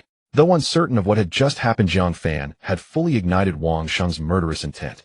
With a sweep of his hands, a blazing torrent of fire erupted, its heat intense enough to incinerate Jiang Fan on the spot. At that moment, Jiang Fan sidestepped the fiery attack and appeared before Wang Sheng in the next instant. His speed was so swift that Wang Sheng couldn't believe his eyes. Before he could react, a searing pain shot through his chest. A dagger had pierced him seemingly out of nowhere. Impossible. How could you breach my defense? Logically, with his nascent soul tribulation cultivation, Wang Sheng could stand still and remain unharmed by Jiang Fan. Yet in his shock, he tried to retreat, but as he moved back, another stab of pain lanced through his chest. He had been struck again. After being wounded twice in succession by Jiang Fan, the contempt had vanished from Wang Sheng's face. He was no fool, otherwise he could not have become a sacred ground elder or reached the nascent soul tribulation stage. Who are you really? You cannot be a cripple. Wang Sheng's expression now held a hint of terror. The wounds he had sustained were not healing, which was the most frightening aspect for him. After all, for a powerhouse at the nascent soul tribulation stage, such injuries were usually negligible and would heal in minutes. Jiang Fan chuckled upon hearing this. Who am I? Aren't I just Jiang Fan, the discarded son of the Jiang family, the one you all bully freely? How does it feel to die at the hands of a cripple? Hearing Jiang Fan's intent to kill him, the fear in Wang Sheng's eyes instantly transformed into murderous rage. A cripple is a cripple, their aura doesn't change. Jiang Fan's body held no spiritual energy fluctuation whatsoever. It was impossible for him to have any cultivation. This truth couldn't be faked. A magical artifact. Jiang Fan must be hiding a magical artifact on him. There was no other explanation. Hand over the magical artifact, and he'll let you leave. After a pause, Wang Sheng spoke again. You want the artifact? Then trade your life for it. With that, before Wang Sheng could react, Jiang Fan landed a single punch to his stomach. That one blow directly shattered all the vital energy within Wang Sheng's body. Feeling his life force rapidly draining away, Wang Sheng finally tasted fear and a touch of despair. Spare me. I can pretend today never happened. Even now, Wang Sheng still spoke to Jiang Fan with a condescending tone, trying to intimidate him. Spare you? Did you ever think of sparing me? In the 10 years I've been here, I've suffered no end of your bullying. I didn't seek revenge, but you pushed me too far. Don't blame me for this. Saying this, he flung the dagger in his hand, which embedded itself squarely in Wang Sheng's head, severing his life force completely.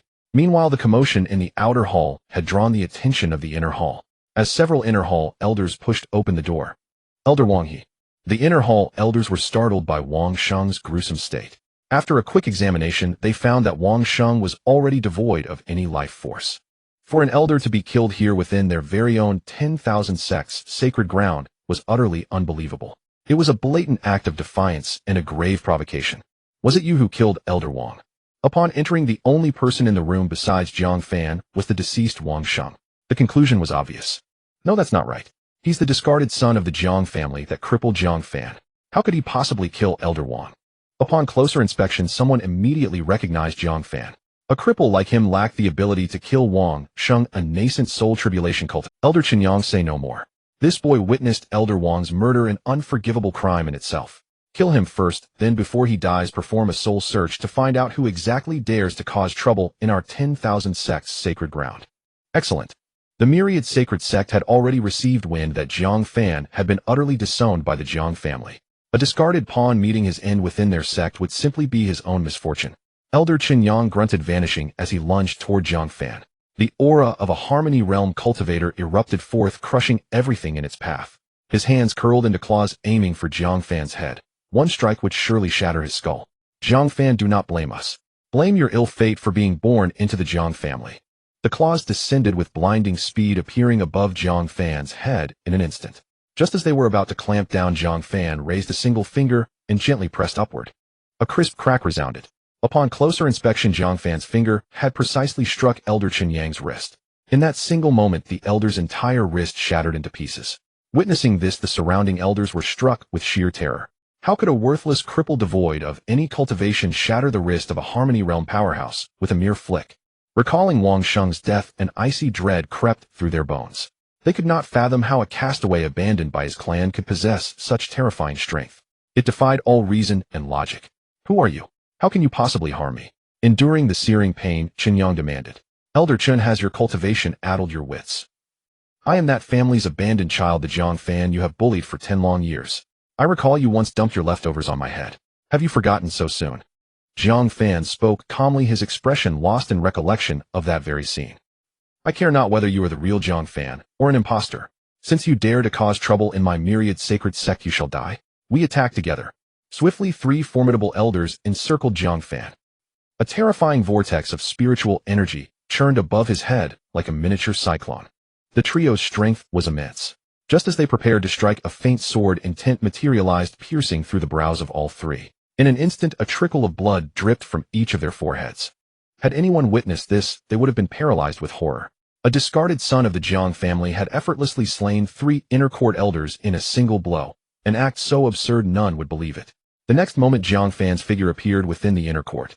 This place had once been an unattainable dream for him, a realm he yearned to enter in his waking hours, hoping to one day return to his clan in glory after mastering the Tao. Now that dream had come true, albeit in a far different manner. As he walked the hallowed paths of the inner court, the ceaseless mockery still echoed in his ears. You ant! You worthless trash! How dare you sneak into the inner court? Are you courting death? In their eyes, Jiang Fan, disowned by his family and fearing persecution, sought refuge in their sect. But for a useless cripple like him, the myriad sacred sect would never offer shelter. Wretch, if you kneel and crawl between my legs, I might grant you a path to survival. Unaware of the carnage in the outer court, they continued to taunt Jiang Fan, oblivious that Death's scythe was already swinging toward them. Then Jiang Fan opened his palm, revealing a flickering, eerie flame of spiritual energy. At the sight, all present were stunned, unable to trust their own eyes. Heavens! What is this? Am I seeing things? That is a flame conjured from spiritual energy. How can a cripple like him release such power? Disbelief, shock, and a hint of greed flickered in their eyes. The next second, Jiang Fan moved his hand, and the flame transformed into a dragon surging toward them. Only when they felt the searing heat of the inferno did these inner court disciples react, scrambling to escape the dragon's wrath. But flight was futile. The moment the dragon touched them, flames engulfed their bodies. No matter how they beat at the fire or tried to dispel it with their spiritual energy, the flames clung relentlessly. In an instant, the hall erupted with screams, wails, curses, and pleas for mercy. Upon recognizing Jiang Fan, he froze for a moment. None could fathom that the one wielding such ruthless violence was the universally known waste Jiang Fan. Upon recognizing Jiang Fan, he froze for a moment. None could fathom that the one wielding such ruthless violence was the universally known waste Jiang Fan, what do you think you're doing? The Jiang family has no place for you, and neither will the myriad sacred sect. As the gathered powerhouses prepared to strike, Jiang Fan's finger traced before their eyes. In the next heartbeat, a flash of cold light severed dozens of heads, sending them soaring into the air. Witnessing this, Lin and staggered backward in horror, his face a mask of disbelief. He could not believe that so many inner court elders had been slain on the spot. Lin knew that even he with his own strength would find such a feat no easy task. Yet Jiang Fan, the so-called discarded son of the Jiang family, had accomplished it. How was that possible? Ignoring Lin An's stunned expression, Jiang Fan spoke. I came today for one reason alone. When I was brought to your sect, I was at a critical juncture of spiritual awakening. Who ordered me to be placed in the outer court, denied cultivation, and subjected to endless torment? From Jiang Tao's earlier words, Jiang Fan understood that his brother had once held great hopes for him, which was why he had sent him to the myriad sacred sect to train. But why he ended up in the back hall was the very mystery he had come to unravel. Hearing Jiang Fan's question, Lin An's expression shifted, a murderous intent flashing in his eyes. The next instant, the terrifying aura of a half-emperor realm second layer burst forth from Lin. Under this overwhelming pressure, the entire myriad sacred sect began to crumble. The next instant, the terrifying aura of a half-emperor realm second layer burst forth from Lin. Under this overwhelming pressure, the entire myriad The next instant, the terrifying aura of a half-emperor realm second layer burst forth from Linen. Under this overwhelming pressure, the entire myriad sacred sect began to facing the invisible sword strike. Jiang Fan remained utterly calm, his expression a stark contrast to the Lin N's memory of him. It seemed that this deadly attack was beneath his notice. Boom. The sword struck Jiang Fan with full force, its terrifying energy scattering in all directions, instantly claiming the lives of countless disciples. Yet Lin N's face bore no triumph, only shock. He realized that his devastating blow had not harmed Jiang Fan in the slightest. Instead, the blade was clamped tightly between two of Jiang Fan's fingers. How was this possible? His deadliest strike would give even a peerless expert pause. But Jiang Fan had not only caught it, he had done so with just 2 fingers. Once they were certain this was no dream, the onlookers were utterly stupefied. You? Are you truly Jiang Fan? Linen couldn't help but voice his doubt. Having been bullied and oppressed by you for so long, could it be that you have even forgotten me, the sacred lord? Jiang Fan spoke calmly. However, what he received in return was Lin An's even deeper suspicion. Impossible, Jiang Fan is nothing but a waste. How could he be so powerful? Lin and I did not come today to be humiliated by you. I came to uncover the truth. However, if you are unwilling to speak, it matters not. I will not force you.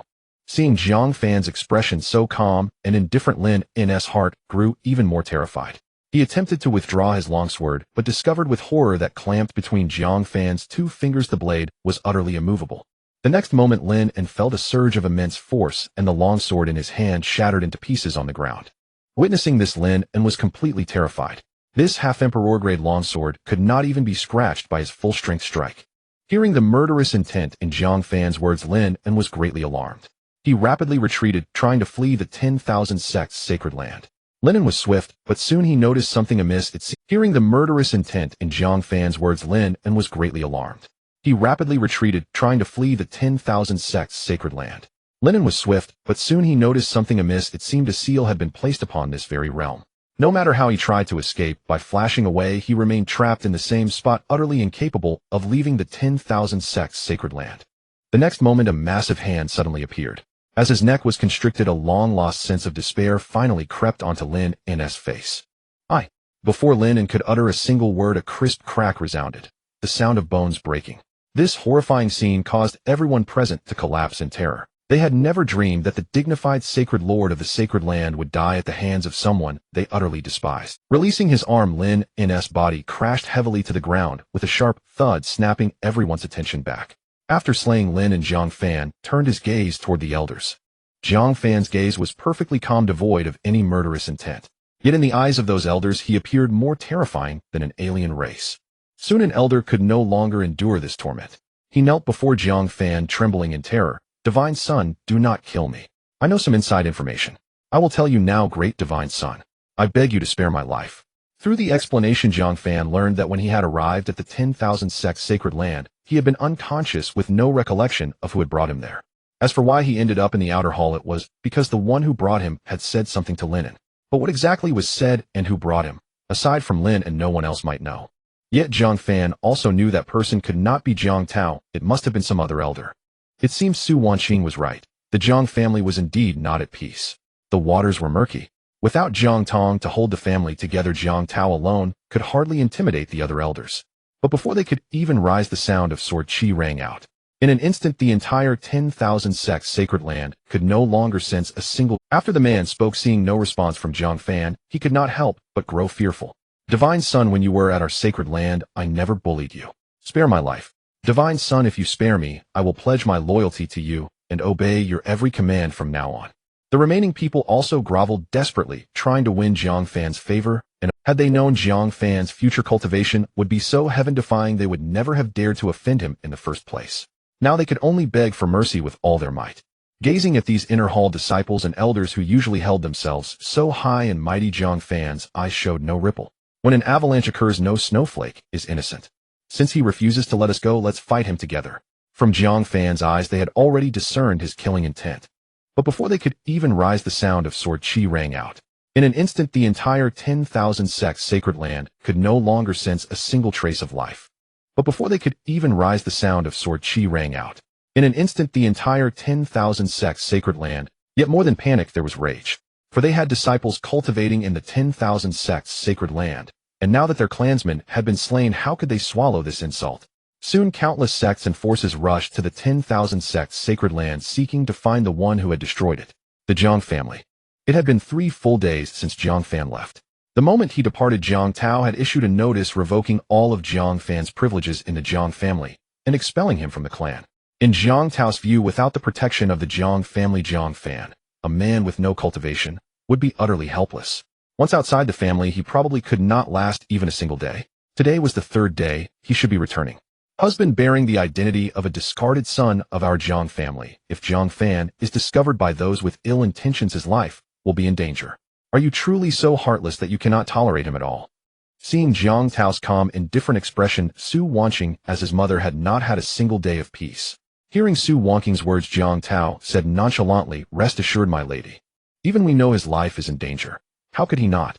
So he must be hiding somewhere not far from our Jiang family. When he can't hold on any longer, when he's hungry and thirsty, he'll naturally come back and beg us. I only want to temper his character a little to make him a worthy disciple of the Jiang family. Our family will definitely protect him." In Su Wanqing's eyes, although none of this was Jiang Fan's fault, his temperament indeed made it difficult for him to thrive in the Jiang family. Even with her protection, he could not go far. Tempering his character and gaining some self-awareness might be a good thing. She then tacitly approved of Jiang Tao's approach. Just then a servant rushed in urgently. "Patriarch, something terrible has happened. A great disaster." Hearing the servant's commotion, Jiang Tao remained perfectly composed, as if everything was within his expectations. He even glanced meaningfully at Su Wanqing. His expression seemed to say, "Was I not right? That boy couldn't hold his patience and is coming back to the family. But given his personality, he'll probably make a scene first. Speak, who beat that boy up?" Before the servant could utter a word, Jiang Tao spoke first. Being thrashed by his own clansmen to teach him a lesson wouldn't be such a bad thing for him. Hearing Jiang Tao's words, the servant was visibly taken aback, not understanding what he meant. Nevertheless, he then reported the annihilation of the 10,000 sects sacred land. "Patriarch, it concerns the 10,000 sects sacred land. 3 days ago it was completely wiped out, not a single survivor." Upon learning that it was about the destruction of the 10,000 sects sacred land, and not news of Jiang Fan's return, a flash of anger clearly appeared on Jiang Tao's. He had never imagined Jiang Fan's endurance would be so strong. 3 days had passed, and he still hadn't returned. A mere 10,000 sects holy land, they couldn't even teach Jiang Fan properly. Let it be destroyed. Sending Jiang Fan to cultivate in the 10,000 sects holy land was the greatest trust he had placed in them. Yet they returned to him a useless son. Jiang Tao had always been dissatisfied with the 10,000 sects holy land. It was initially Grand Elder Jiang Cheng who strongly urged Jiang Tao to let Jiang Fan cultivate there. He had pondered countless times if the outcome would have been different had he not sent Jiang Fan to the Holy Land, but kept him in the Jiang family or brought him along like Jiang Su. But the outcome was sealed and regret was futile. The only solace for Jiang Tao was that Jiang Ce's talent was formidable enough. After Jiang Fan relinquished his status as the divine son, Jiang Su smoothly became the new divine son of the Jiang family. His future achievements were destined to surpass Jiang Tao and rival the ancestor. Seeing Jiang Tao's utterly indifferent expression, the servant did not immediately withdraw, but patiently added, "Patriarch, it's not just about the 10,000 sects holy land, it concerns the eldest young master." Hearing Jiang Fan's name, Jiang Tao's face darkened with anger. "What about him? Have you found his whereabouts? Tell him he is not to return to the Jiang family until he admits his mistake. Only when he understands his fault can he come back and beg for my forgiveness." Although Jiang Fan's personality was somewhat reclusive, the vast Jiang family still had a place for him. If only he would change his bad habits and recognize the reality, Jiang Tao could arrange for him to live out his brief life peacefully within the family. Noticing Jiang Tao's expression, the servant continued, "Patriarch, we do have news of the eldest young master, but what? Speak quickly." From the servant's demeanor, Jiang Tao sensed something amiss. "Patriarch, information from others says that after the 10,000 sects holy land was destroyed, a young man emerged from it. According to portraits, that young man is the eldest young master who left home 3 days ago.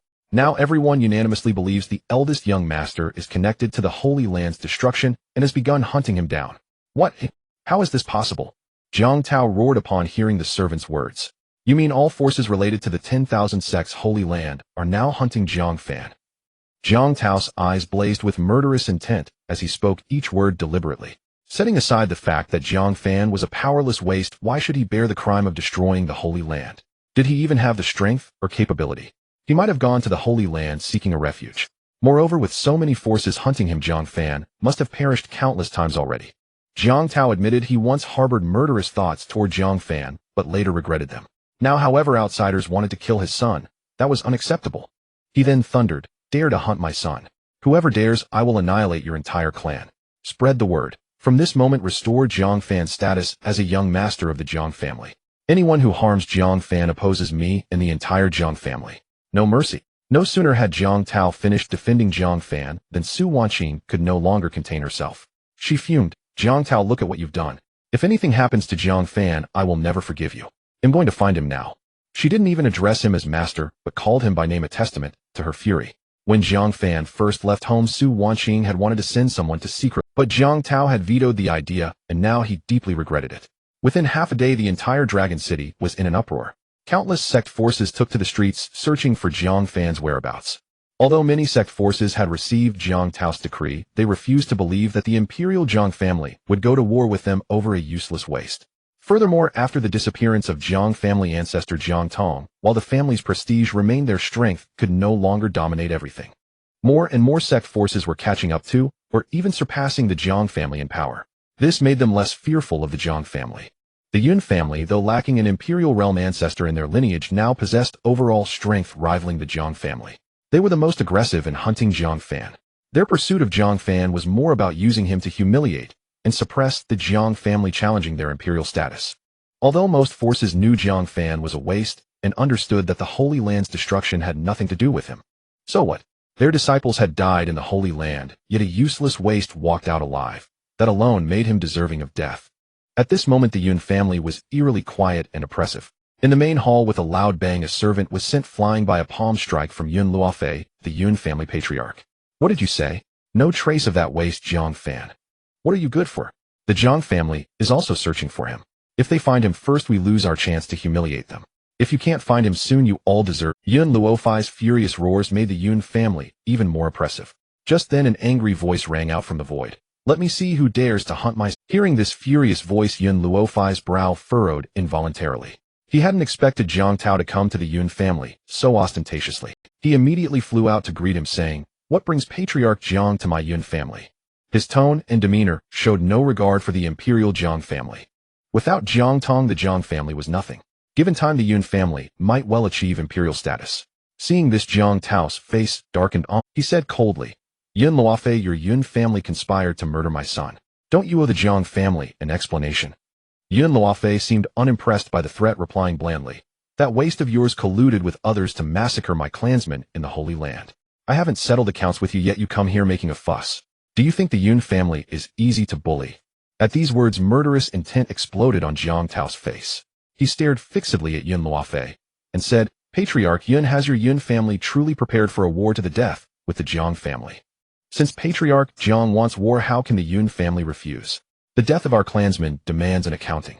An elder beside Yun Luofei replied boldly before he could. Seeing the situation had developed sufficiently, Yun Luofei then said, "Patriarch Jiang, are you really willing to go to war with the Yun family over a useless waste? Was it truly worth sacrificing more clansmen's lives for a waste?" At that moment, Jiang Tao fell silent. Then an even more domineering voice rang out. "Since your Yun family is so stubborn, then let it be war.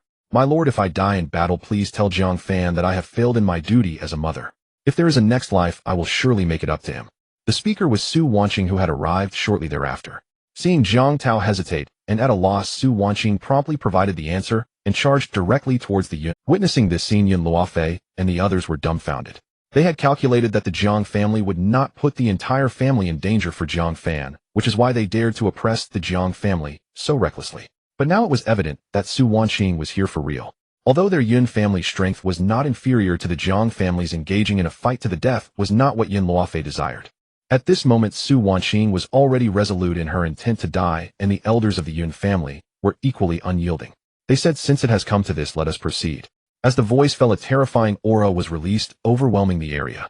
The violent pressure made Su Wanqing, who was charging forward, unsteady, as if merely by its force she was directly suppressed. At this moment, the one in the most agony was Jiang Tao.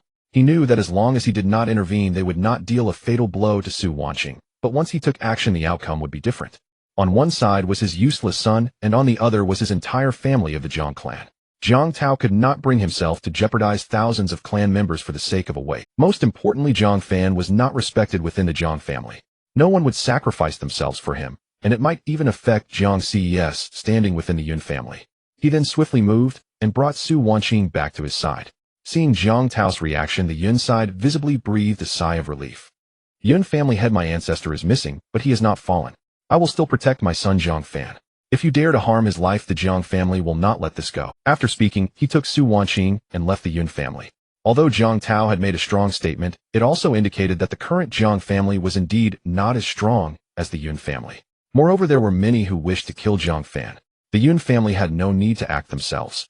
At this moment, Jiang Fan, after annihilating the myriad sects' sacred lands, wandered about on his own, paying no heed to the events occurring in the outside world. One day, amidst a mountain range, Jiang Fan's figure was finally spotted, and instantly a large crowd surged into the mountains.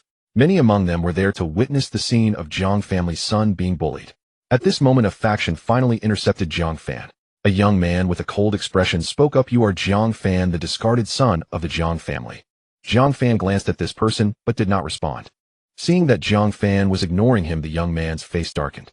He exclaimed, you scoundrel! You are no longer connected to the Jiang family. Since you dared to kill my clansmen, then come and pay with your life.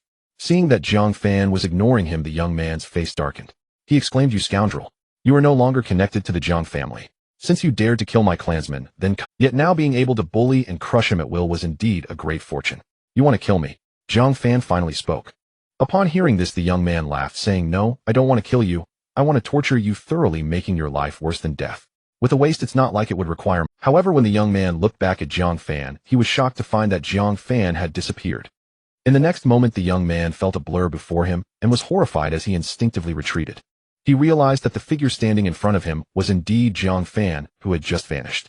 This bizarre scene startled the others as well. Before the young man could speak, Jiang Fan's hand had already firmly grasped his neck. How is this possible? You clearly have no cultivation. How can you control me? The young man then discovered in horror that at the moment Jiang Fan seized him, his own spiritual power seemed to be sealed, and he could not mobilize even a trace. At this moment, the young man finally felt fear. He trembled and said, I am the young master of the Tianyin Manor. If you dare to kill me, the entire Tianyin Manor will not spare you. Jiang Fan chuckled at this, recalling how he had been bullied when he was weak and powerless. But now he was no longer the same person. If you want to kill me, be prepared to be killed.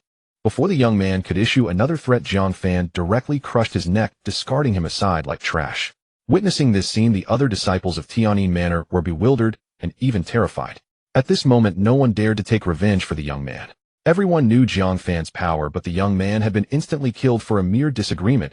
Perhaps it was not Jiang Fan, but rather some powerful young master from a faction. Yet now that the young master had been killed, they could not explain themselves when they returned. They immediately said, young man, who exactly are you? Knowing he is the young master of Tianyin Manor, you dare to kill him. Do you not fear Tianyin Manor seeking trouble with you? This question was also a kind of test. If Jiang Fan showed any fear, it would indicate he had no powerful backing. Conversely, if he appeared unfazed, they would know they could not provoke him and would have to withdraw. Although Tianyin Manor was not the strongest in Baiwanzu, it had produced several peak half-emperors in the past, and if placed in Longqing, it would be considered a top-tier force. Jiang Fan looked indifferently at the speaker and calmly said, is Tianyin Manor very powerful? Which direction is it? Just point me to it. Not understanding the meaning of Jiang Fan's words, the speaking elder still extended a finger to point in the direction of Tianyin Manor. Jiang Fan's gaze followed suit, and then he made a slicing motion with his fingers. A clear and visible sword energy appeared in the sky, heading towards the direction indicated by the elder's finger. In the blink of an eye, the sword energy broke through layers of space and arrived above Tianyin Manor. As the sword energy hovered above Tianyin Manor, an image also appeared before the elder. Seeing the elder's shocked expression, Jiang Fan casually asked, is this your Tianyin Manor? The elder instinctively wanted to nod, but in the next second the sword energy descended instantly, splitting into millions of sword intents. The powerful defensive array of Tianyin Manor was torn apart, as if it were paper. When the sword intents dissipated, the entire Tianyin Manor had completely vanished, leaving behind a pit several hundred meters deep. Witnessing this scene, the elder's legs went weak, and he collapsed to the ground, continuously muttering the word devil. But in the next moment, the elder could no longer speak. A sound of sword energy rang out, and the scene fell silent. When Su Wanqing was brought back by Jiang Tao, there seemed to be no light left in her eyes. Jiang Tao's actions left her feeling very disappointed. Of course, facing Su Wanqing, Jiang Tao also felt guilty, but he still forced himself to explain. Madam, although Jiang Fan is my son, I want to protect him. However, I am not only his father, but also the head of the Jiang family. I cannot put the entire Jiang family in danger for him. Since our ancestor disappeared, our Jiang family's situation has been worsening, and a slight misstep could lead to annihilation. Jiang Tao's words were well understood by Su Wanqing. She also wanted to restrain herself, but Jiang Fan's departure had always been a thorn in her heart. At that moment, another servant hurriedly reported, "Family head, madam, we have news of the young master." With a sudden leap, Su Wanqing shot up from her seat and flew to the servant, her face etched with urgency. "Speak quickly, where is Jiang Fan?" "Madam, according to the scouts, the eldest young master has been spotted in a mountain range at the border of Dragon City and Bright Moon City. Many factions have already set out, and they may pose a threat to him." Upon hearing that Jiang Fan's whereabouts had been exposed, and that numerous forces were heading there, Su Wanqing's face turned utterly expressionless. She then said, "Jiang Tao, time and again I have heeded your words, yet each time I have plunged Jiang Fan into peril. If anything happens to him, I, Su Wanqing, will never forgive you for the rest of my life." With that, she vanished from the Jiang residence in a flash, heading in the direction the servant had indicated.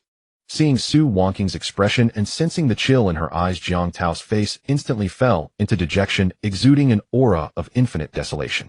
"Patriarch, are you all right?" a nearby servant asked, worried by Jiang Tao's demeanor. Jiang Tao shook his head helplessly and gestured for the servant to withdraw.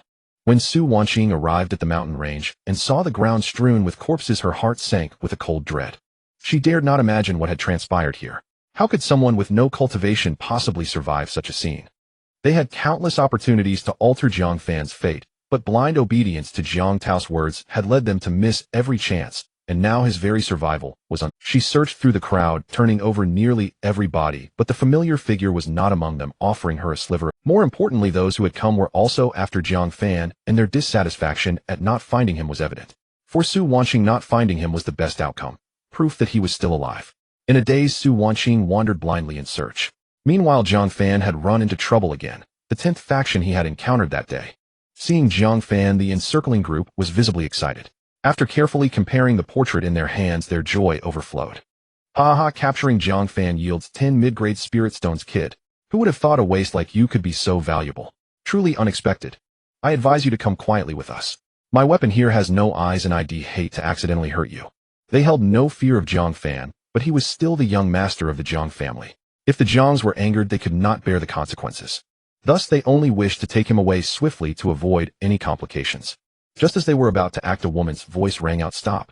Bullying an ordinary youth is no feat of skill. If you have any courage, take us on instead." Soon 2 women appeared before the crowd. The speaker was the one in front, dressed in a goose-yellow long dress. Her exquisite features were enough to captivate anyone, and she was followed by a woman in a white dress. Seeing only 2 women arrive, the onlookers not only ignored the warning, but leered with ill intent. Yet the next moment, a flash of sword chi swept through, and everyone except Jiang Fan fell to the ground, clutching their eyes in agony. "This is the price for disrespecting the young lady. Speak recklessly again, and you will die." Sensing the murderous intent in the white-dressed woman's words, the blinded men knelt and begged for mercy. "Miss, how should we deal with these people?" the white-dressed woman asked. The yellow-dressed woman replied, "Forget them. Let us go." With that, she turned and walked away. Jiang Fan was dumbfounded. He had become a coveted prize in everyone's eyes, yet these 2 were simply leaving. After they had walked several dozen meters, seeing Jiang Fan still standing there foolishly, the white-dressed woman said angrily, "Idiot, what are you waiting for? If you don't want to die, follow us." Her tone carried some annoyance, but compared to others it was still kind. With nothing better to do, Jiang Fan decided to trail behind them. The journey was silent, but the white-dressed woman finally couldn't help asking, "Miss, we came out to train and break through our cultivation. Why bring a waste along? Surely you don't intend to take him back to the Holy Land." Hearing this, the yellow-dressed woman stopped and said with some displeasure, "Shao Qing, mind your words. Just because he cannot cultivate now does not mean he never will. Have you forgotten our grandmaster? He only began cultivating in his 20s and later attained the Tao and became an emperor. So do not look down on others." Then she turned to Jiang Fan and said seriously, "My name is Gu Qingyue, the holy maiden of the immortal sunflower sect. What is your name?" Jiang Fan saw no malice in Gu Qingyue's face. She was the first pure and kind-hearted person he had encountered since his transmigration. "My name is Jiang Fan." He did not hide his identity. Yet after he spoke, he saw no surprise on their faces, as if they were hearing the name for the first time. Curious, he asked, "Have you not heard of me?" Shao Qing replied in confusion, "You, a person with no cultivation, are famous. Why would we have heard of you?" From their conversation, Jiang Fan learned that the immortal sunflower sect was located in Bright Moon City. Bright Moon City neighbored Dragon City, and people there had no knowledge of his identity. Even in Dragon City, he rarely appeared in public. Many knew only rumors of him, not his face. But now the factions seeking him recognized his appearance, meaning someone was orchestrating from the shadows to eliminate him. He was a worthless waste who had renounced his divine son status, a threat to no one, who would go to such lengths to destroy him. At that moment Jiang Fan's eyes blazed with killing intent. But before he could act, Xiaoqing slapped him back to reality. Such a terrifying glare. What are you planning? Don't you dare try anything, or he'll show no mercy. Seeing Xiaoqing's move, Gu Qinghua laughed. Xiaoqing, don't be rude. You'll scare him. It was clear that Gu Qinghua was pleased with Jiang Fan showing no disdain even for a waste. She then said to him, Jiang Fan, if you are willing you can stay with us. With us here, no one will dare bully you. When my training is over I will take you back to the immortal sunflower sect, and see if we can help you cultivate. Hearing this, Xiaoqing was astonished. In the immortal sunflower sect, Gu Qinghua was known for her aloofness, rarely speaking to male disciples. Yet now she was addressing a complete stranger so warmly. If other disciples witnessed this scene, Jiang Fan would surely be drowned in scorn. Xiaoqing could already imagine their expressions when Gu Qinghua brought him back. What an amusing thought. Xiaoqing, what are you smiling about? Noticing the change in Xiaoqing's expression, Gu Qinghua, who had already taken 2 steps, paused. Xiaoqing said, Miss, I was thinking about how the other disciples of our Xinkuei sect would react when they see you bringing back a man. I'm afraid they won't tolerate Jiang. Gu Qinghua was taken aback, naturally understanding the implication in Xiaoqing's words. How dare they? Am I the chosen saintess not allowed to bring back a disciple? Gu Qinghua said with a hint of indignation. At this moment, it was Jiang Fan's turn to feel speechless. He vaguely sensed that following Gu Qinghua back to Xinkuei sect might make him a public enemy there. But would Jiang Fan feel fear because of this? Naturally he would not. In the days that followed, anyone who dared to trouble Jiang Fan was swiftly dealt with by Xiaoqing's sword, which made things much easier for him. 2 days later, Gu Qinghua led Jiang Fan to the entrance of a secret realm. Before even entering, waves of dense spiritual energy surged toward them, stirring a sense of excitement. Seeing this secret realm, Gu Qinghua was thrilled. The dense spiritual energy within would be enough to propel her cultivation to new heights. But Xiaoqing's face showed a hint of solemnity, as if she were afraid. She then said, Miss, are we really going into the ancient desolate secret realm? It's said to be extremely perilous, with many nascent soul-level powerhouses having fallen there. Is it truly wise for us to barge in? Gu Qinghua responded by casually producing a longsword. Upon seeing it, Xiaoqing exclaimed in shock, Is that the imperial armament left by our ancestor upon ascension? Miss, how did it come into your hands? After all, this was the supreme treasure of their Xinkuei sect, ordinarily kept by the sect leader Yiqinghuan. No wonder Xiaoqing was so astonished to see it in Gu Qinghua's possession. Gu Qinghua then said, My master gave it to me. Knowing I was coming to train in the ancient desolate secret realm, she specially asked the sect leader to lend it to me temporarily. With this imperial armament, we need not fear the dangers within. Now upon seeing the imperial armament, Xiaoqing's fear was cast aside. Gu Qinghua then said to Jiang Fan, Jiang Fan, your cultivation is still low. The ancient desolate secret realm is not suitable for you. Find a place to hide for now, and it'll come for you when I'm done to take you back to the sect.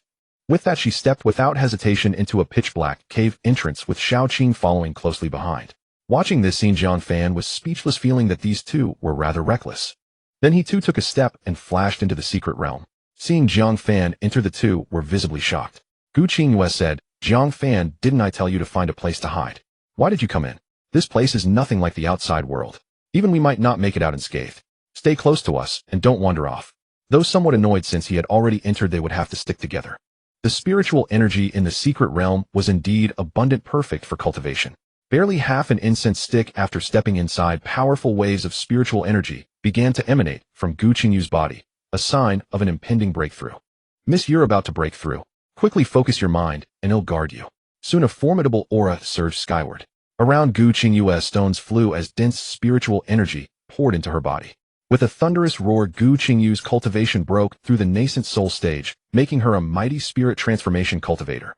Miss, you finally reached the spirit transformation stage. Now no one in Xinkuei sect can contest your position as saintess. Just as Gu Qinghua was about to speak, an anomaly struck. The ground shook violently, and countless bones emerged from beneath the earth. Each bone gleamed with a cold light, exuding a terrifying aura. Gu Qinghua reacted swiftly, swinging her sword before all the bones could fully surface. With a flash of light, shattered bones flew, but it could not stem the tide of more bones rise. When they saw the owners of these bones, the two women paled in terror. These bones turned out to be horrifying skeletons, each with eerie black flames flickering in their hollow eye sockets, as if trying to draw people in. Soul-devouring skeletons. Recognizing these unusual skeletons, Gu Qinghua's expression shifted again. The imperial armament in her hand erupted with even greater spiritual power, shattering skeletons wherever the sword aura passed. Yet the next moment, the skeletons reassembled in an even more grotesque form. What truly terrified Gu Qinghua and Xiaoqing was not the skeletons' attacks themselves, but the black flames in their eyes. Those flames could burn and devour one's soul power. Once struck, the soul would be consumed, and the skeletons would grow stronger. Xiaoqing swung her sword with all her might at the skeletons, but as time passed her spiritual energy waned, and she began to falter. Meanwhile, having to protect Jiang Fan, who seemed devoid of spiritual power, only added to their burden. Realizing that if this continued, all three would be trapped here forever, Gu Qingwei gritted her teeth and poured all her remaining spiritual energy into the imperial armament. With that single swing, 100-foot sword aura flashed, and the skeletons before them had no power to resist, crushed and dissipated into the secret realm. But the cost of that strike was immense. Gu Qingwei was so weakened she could no longer hold the imperial armament, which fell to the ground. Seeing this, Jiang Fan picked it up and gripped it tightly. Neither of them noticed that an imperial armament by its very nature weighed tens of thousands of pounds. An ordinary person could not lift it, let alone approach it, without being repelled by it. But at that moment, they assumed the imperial armament had temporarily accepted Jiang Fan. Little did they know, the moment Jiang Fan was about to touch it, the imperial armament instinctively sought to destroy him. After all, it was a noble imperial armament. Being touched by a mere mortal would be an insult worse than destruction. Yet when Jiang Fan actually made contact, the imperial armament felt as if it were on the verge of annihilation. The imperial armament even sensed that any hint of discontent would cause it to vanish in the next instant. The feeling was strange, but the imperial armament dared not. It was only when Jiang Fan held it firmly that the imperial armament realized this young man was a wolf in sheep's clothing, a true powerhouse in disguise. However, only Jiang Fan knew that what he held was not a true imperial armament, but merely an ordinary sword imbued with a sliver of the imperial armament's consciousness. Aside from that faint awareness, it was only slightly stronger than a regular weapon. Picking up the sword, Jiang Fan said to the two, "All right, this place isn't safe." The commotion they had caused would surely attract more soul-devouring skeletons. With Xiaoqing's support, the three continued deeper into the secret realm. Just then, an eerie laughter echoed behind them, accompanied by the sharp scraping of chains dragging on the ground, sending chills down their spines. Soon a skeleton shrouded in black energy with a thick black chain hanging around its neck slowly approached. Not good, it's the soul-devouring skeleton king, and judging by his appearance, he's at least at the nascent soul stage. Run! Seeing the skeleton king's form, Gu Qingwei screamed in alarm. The nascent soul stage skeleton king was far more powerful than Gu Qingwei. Yet their speed was no match for the skeleton kings. Before they could take a few steps, his ferocious assault had already arrived. In her terror, Xiaoqing instinctively raised her long sword to parry.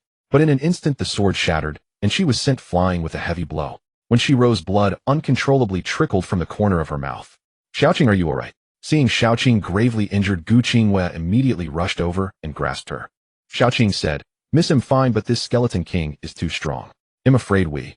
She couldn't finish her sentence, for the skeleton king's fingertips traced through the air, sending a cascade of bone spurs hurtling toward them. Against such a formidable skeleton king, the two were utterly outmatched, doomed to be annihilated in an instant. Gu Qingwei then turned to Jiang Fan, a hint of apology in her voice. "Jiang Fan, you shouldn't have followed me in. Now I can't even protect myself. My promise to take you back to the sect may not be fulfilled."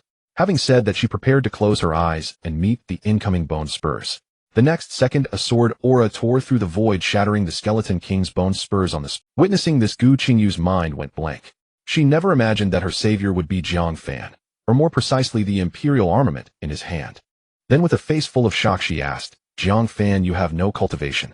How can you control an imperial armament?" After all, even Gu Qingwei herself could barely wield the imperial armament, and its power was less than a tenth of its full might, insufficient to break through those bone spurs.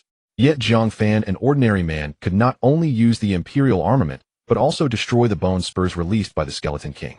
This was truly beyond belief. Jiang Fan was taken aback for a moment, then said, "I don't know either. But after all, it's an imperial armament beyond the comprehension of ordinary people like us. Perhaps it feels a connection with me and wishes to lend a hand through me." With his bone spurs destroyed, the skeleton king did not continue his attack, but instead turned and fled. The others might be foolish, but he was not. As the king of the skeleton clan, he clearly possessed a shred of self-awareness.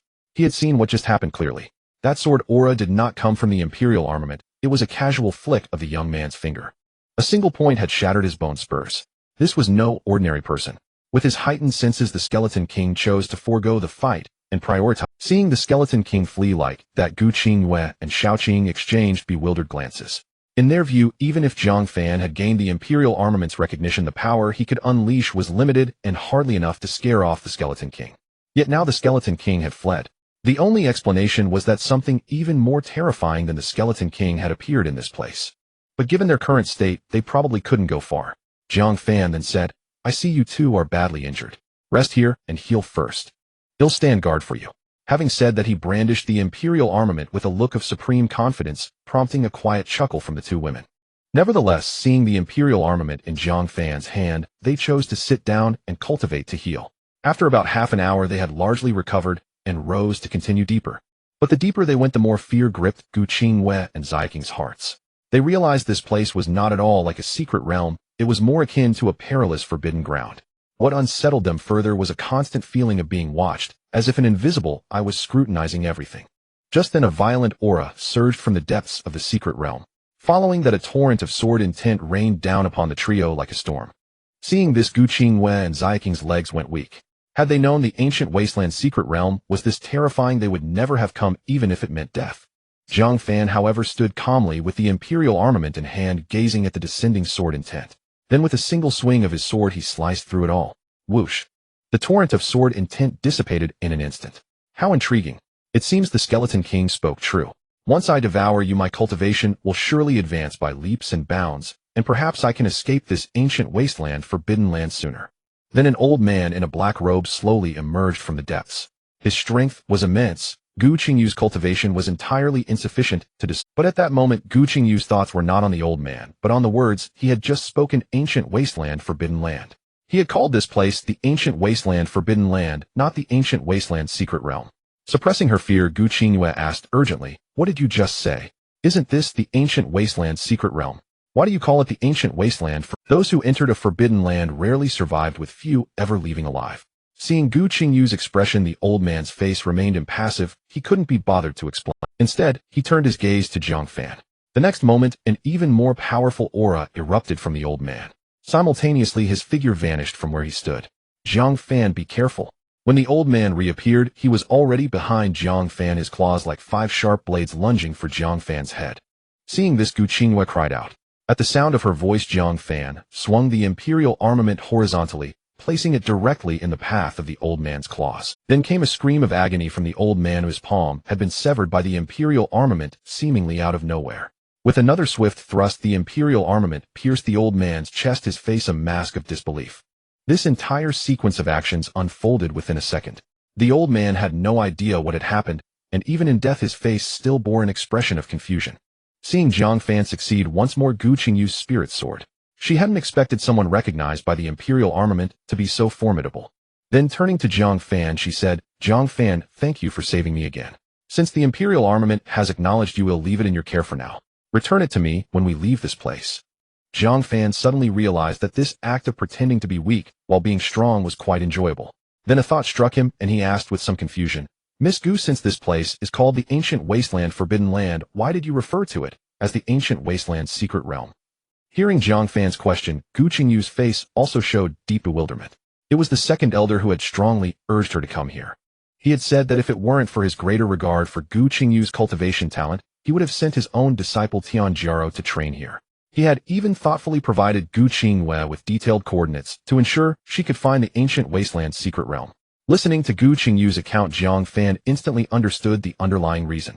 It was likely similar to his own situation in the Jiang family. To eliminate Gu Qingyue and allow Tianjiaro to become the Holy Maiden, the second elder had gone to great lengths to orchestrate this scheme. Yet Jiang Fan said nothing more on the matter. Even if he spoke, no one would believe him, and it would only invite unwarranted accusations. "Alright, once we return to the sect, why don't you ask your second elder?" Seeing Gu Qingyue still lost in confusion and fear, Jiang Fan spoke up to break the silence. But his words did little to calm the two women. If this place were truly a secret realm, even if danger lurked, the realm's gate would open in 7 days, allowing them to leave via the teleportation array. Such was the nature of all secret realms. But forbidden grounds were different. They were called forbidden for a reason. Humanity's restricted zones where entry meant certain death and escape was nearly impossible. Jiang Fan never expected that his well-intentioned advice would not only fail to lift their spirits, but instead plunge them deeper into despair. He understood something of forbidden grounds.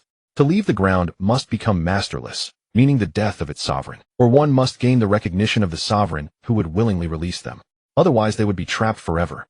Of course, even powerful secret realms had their masters, yet no matter how strong the gate would still open after 7 days. Seeing Jiang Fan's optimistic demeanor, Gu Qingyue could only remark that fools had fortune, After all, an ordinary man could never grasp the true terror of a forbidden ground. Jiang Fan then added, "Have you both forgotten that I hold an imperial arm? Today Jiang Fan shall show you that with the imperial arm in hand the world is mine. A mere forbidden ground. Easily broken." Seeing his naive yet confident expression, a faint smile finally touched Gu Qingyu's lips. Since the outcome was already sealed, she might as well face it with dignity, never disgracing the name of the Xinkuei sect. Watching her regain her former composure, Jiang Fan spoke again. "That's right. With the imperial arm in hand, no obstacle is insurmountable. Now let's settle some scores first." With that, Jiang Fan tilted his head and glanced at the skeleton king lurking in the shadows. Though the creature bore no expression, both Gu Qingyue and Shao Qing could sense the terror in its hollow gaze. Jiang Fan declared, "Skeleton King, if you had fled before I, Jiang Fan would have been magnanimous and let it slide. But you chose to court death, summoning others to devour us. That grudge runs deep. This strike severs your legs first." With a single swing, the sword aura traveled instantly, cleaving the Skeleton King's legs and sending it crashing to the ground. Against the formidable Jiang Fan, the Skeleton King had no chance to flee. It could only watch helplessly as another blade stroke descended. In the next moment, the Skeleton King crumbled into ash. Witnessing the imperial arm's overwhelming might in Jiang Fan's hands, the two women's confidence soared. Shao Qing whispered to Gu Qingyue, puzzled, "Milady, don't you find this imperial arm strange? We've seen the Grandmaster wield one before. Each strike commanded heaven-shaking power and summoned celestial phenomena. But look at Jiang Fan. He barely exerts any effort, yet wields such terrifying force. It defies all logic." Gu Qingyue had already pondered this. That an outsider like Jiang Fan, utterly without cultivation, could gain the imperial arm's recognition was inherently unable to fathom the reason, she could only attribute it to a destined bond with the armament. With the Skeleton King vanquished, the trio pressed onward. But now Jiang Fan led the way, no longer Gu Qingyue. Unconsciously, the two women had come to regard him as their pillar of support. The Lord has been too kind to this old loner. After 10,000 years, fresh souls enter my domain. Two tender young maidens at that. I shall have heirs, a house full of children, ha ha ha. As they entered a hidden area, a voice dripping with malice echoed. "Who's there?" Gu Qingyue and Shao Qing jolted in alarm. Gu Qingyue snatched the imperial arm from Jiang Fan and brandished it wildly. Then a grotesque, ancient face materialized before them. His visage alone could terrify anyone to death. The two women paled in fright. The old man leered at them, his burning gaze as if he wished to refine them alive. Shao Qing, eyeing the lecherous elder warily, said, "Who are you? Stay back. We're formidable. It wouldn't be good if we accidentally hurt you." "Ha! Who am I? Call me the lecher. From now on you are my women." "Ha, how delightful." His gaze never wavered, fixed on the women's ample forms. "Shameless." Gu Qingyue cursed, then imitating Jiang Fan's motion, she swung the sword fiercely at the old man. With a whoosh, a terrifying sword aura burst forth toward him. The old man's excitement only grew. He relished such fiery women. With a flick of his finger, Gu Qingyu's sword aura dissipated. He seemed utterly unafraid of the imperial arm in her grasp. Seeing this, Shao Qing urged, "Milady, give the imperial arm to Jiang Fan. Only he can unleash its full power." Hearing this, Gu Qingyue immediately tossed the weapon to Jiang Fan. Only then did the old man notice him. After a brief glance, he returned his lecherous gaze to the two women. An ordinary youth with an ordinary-looking sword. In this desolate, forbidden ground, they were mere lambs to the... Taking the imperial arm, Jiang Fan scratched his head in mild exasperation. He had been completely ignored. Slowly he advanced toward the old man, weapon in hand. The old man remained oblivious until Jiang Fan pressed the blade against his throat. Then shock and terror flooded his face. He could never have dreamed that someone without any cultivation could appear behind him without his knowledge. Even a half-emperor's every move fell under his perception. None could approach him unseen. Yet now a worthless nobody had achieved the impossible. Slap. Still reeling, the old man took a resounding slap from Jiang Fan. Though the blow inflicted little harm, the humiliation was immense. He tried to strike back, but then made a horrifying discovery: the spiritual energy within him seemed sealed, utterly undetectable. In that moment his eyes held not shock, but pure terror. As a being born from this ancient forbidden ground, he had cultivated for eons. Yet such a thing had never occurred before. After slapping him, Jiang Fan tapped the old man's cheek with the sword. Arrogantly he declared, "Foolish old codger, to be so insolent before my imperial arm. You truly know not death. Now do you fear?" Seeing Jiang Fan handle the old man so casually, Gu Qingyue and the other woman were so shocked that their mouths could fit a fist. "Jiang Fan, kill him." Then the two shouted in unison. Without Jiang Fan, they dared not imagine what fate would await them, likely something worse than death. Hearing Gu Qingyu's words, terror seized the old man, and he cried out, "Lu Mo, the third Dharma King, is my elder brother. If you dare kill me, he will never forgive you. He will refine you alive." Release me, and I'll leave immediately without causing you trouble. Jiang Fan sneered dismissively. Is the third Dharma King so formidable? If he dares act arrogant, I'll crush him with my imperial weapon. Just as his words faded, an exceedingly arrogant voice rang out. A mere ant dares to harm my people. Who gave you the audacity? Then hundreds of figures materialized out of thin air, led by a young man who was handsome enough, yet the inadvertent cruelty in his eyes marred his charm, sending chills down one's spine. With their appearance, an overwhelming suffocation nearly caused Gu Qingyue and her companion to faint. They recognized this as an intangible pressure. One capable of exerting such pressure likely possessed, at least, the tribulation transcendence realm. The pressure from the leading man, however, was all too familiar. It was the half-emperor pressure their master wielded. To think that someone casually appearing was a half-emperor powerhouse. In that moment, the fragile resolve Gu Qingyue had built crumbled once more. Ever since their grandmaster ascended from the cultivation world to a higher plane, their half-emperor master was the strongest being they knew. Even their sect master Yi Qinghuan was merely a half-emperor. Yet now a random youth possessed such cultivation. How could this not be shocking? Seeing the youth appear, the old man's face lit up with glee, and he shouted, "Third Dharma King, save me. They trespassed on my domain and tried to kill me, showing you no respect. Since you're here, these two women are yours to enjoy as you please." As the old man spoke, his heart bled. After waiting 10,000 years, he had finally encountered two exquisite beauties, only to offer them up, now delaying his quest for progeny once more. Hearing this, Gu Qingyue and her companion burned with fury and shame. Were they mere gifts to be passed around? Yet they dared not speak. Lu Mo's aura was too overwhelming, leaving no room for resistance. Lu Mo, upon hearing this, couldn't help but curl his lips into a smirk. As Forbidden Land beings, escaping was an immense challenge. Unless they broke through to the Emperor realm and shattered the land's constraints, they would remain trapped forever. Their sole pleasures were slaughter and devouring. The arrival of the two women stirred their primal urges to continue their bloodline and sire offspring. Then he said to Jiang Fan, "I Lu Mo am merciful. Release the old fiend and give yourself a chance to kneel and die. Don't force my hand." Turning to Gu Qingyue and her companion, he added, "You two come and serve me. If you help me sire a child, I'll spare your lives and gift you to others to prolong your existence." Gu Qingyue immediately retorted, "Don't you dare dream. I'd rather die than submit." With that, she made a motion as if to end her own life. But the others burst into laughter at her gesture. Against a powerhouse like Lu Mo, even death was a luxury without his permission. Indeed, Gu Qingyue soon discovered in horror that her spiritual energy was suppressed by an invisible force, rendering her unable to use it, not even to self. She could only look at Jiang Fan with utter despair. Jiang Fan, now with a dark expression, said, "Make me kneel and die. First ask my imperial weapon if it agrees." With that, Jiang Fan vanished from his spot. Seeing him disappear, Lu Mo's heart jolted with a foreboding sense. But before that foreboding could settle, Jiang Fan reappeared before Lu Mo, delivering a heavy blow with his imperial weapon.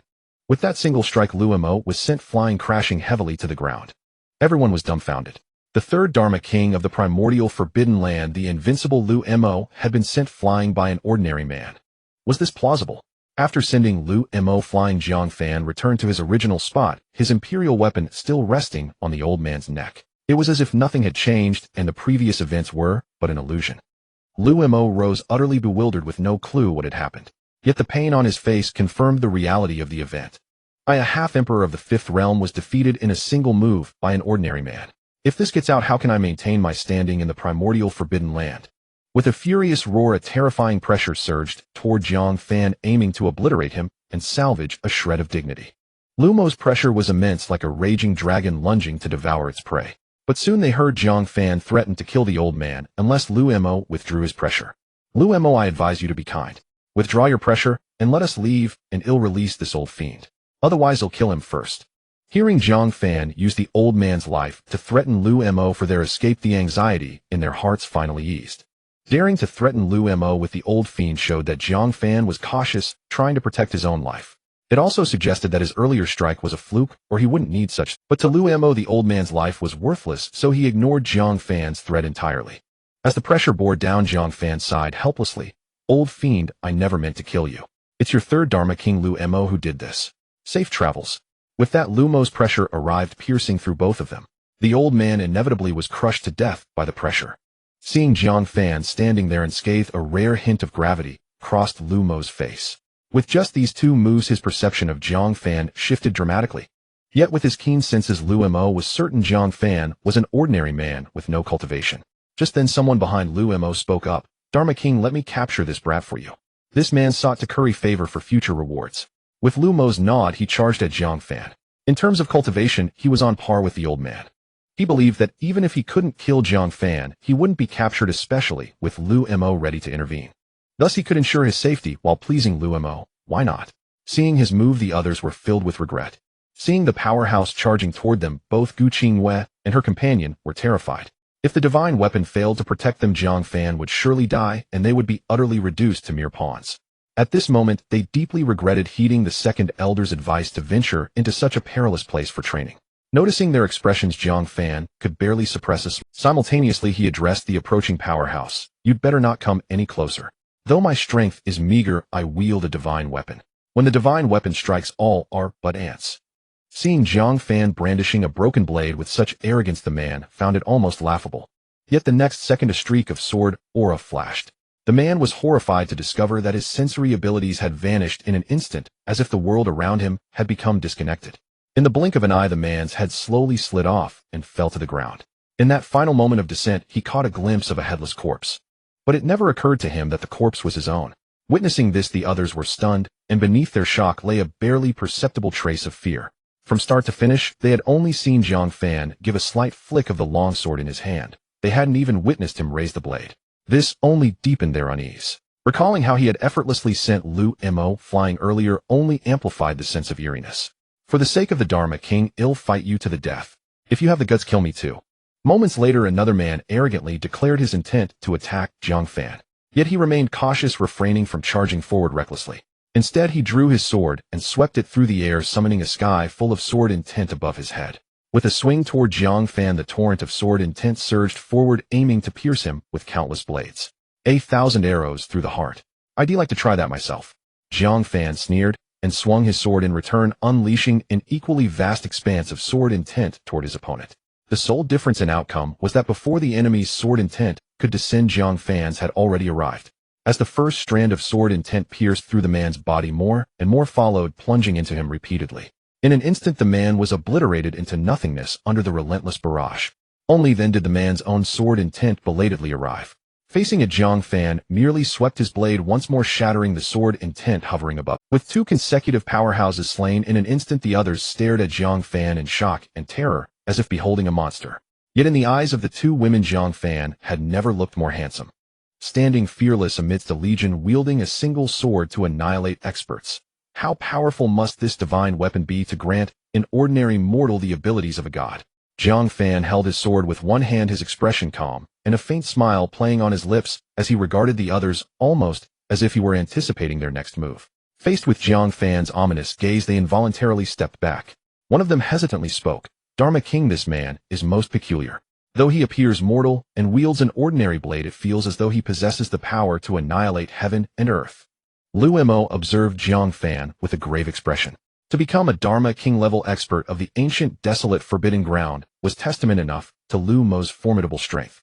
Yet despite his prowess, he could not see through a mere mortal. Worse, he sensed an unusual danger emanating from this mortal. Then, as if a thought struck him, Lu Mo's pupils contracted sharply. To possess such ability, this man must be connected to the Lord of the Forbidden Ground, perhaps even his offspring. Only the offspring of the Forbidden Ground's Lord could wield such power. This was no ordinary mortal body, its aura had been concealed. After all, within the Forbidden Ground the Lord was the god of this realm, and concealing the aura of his progeny would be a trivial matter. Yet the Lord had not appeared for tens of millennia, and no tales of him favoring any woman had ever been heard. How could he suddenly have fathered a child? At this moment, Lu Mo's heart was a maelstrom of boundless confusion. Suppressing his inner turmoil, he looked at Jiang Fan and spoke in a low voice. Young master, I am Lu Mo, the third Dharma King of the ancient, desolate, forbidden ground. May I ask who you are? The abrupt shift in Lu Mo's demeanor startled everyone, and Jiang Fan was equally perplexed. Somewhat baffled, Jiang Fan replied, What scared witless by my divine weapon? Who I am matters not. What matters is that your actions just now have frightened my two friends.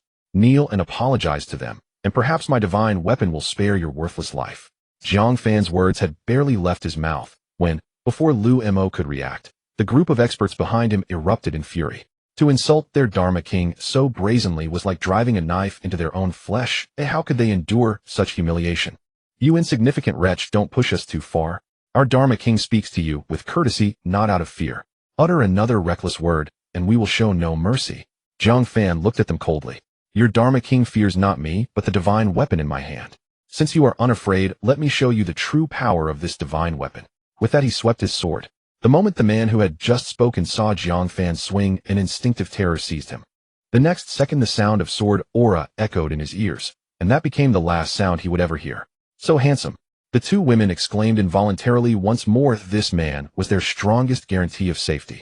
With his men being killed one after another, Lumo's pride was wounded, yet Jiang Fan's mysterious identity held him back. He then asked, Young master, is the lord of the forbidden ground well? We have not seen his excellency for tens of millennia. Lumo's question baffled everyone. Why bring up the lord of the forbidden ground at a time like this? How could an insignificant ant possibly know the lord? Jiang Fan was equally bewildered. He knew of the lord of the forbidden ground's existence, and suspected he might have to face him soon, but he had no acquaintance with him.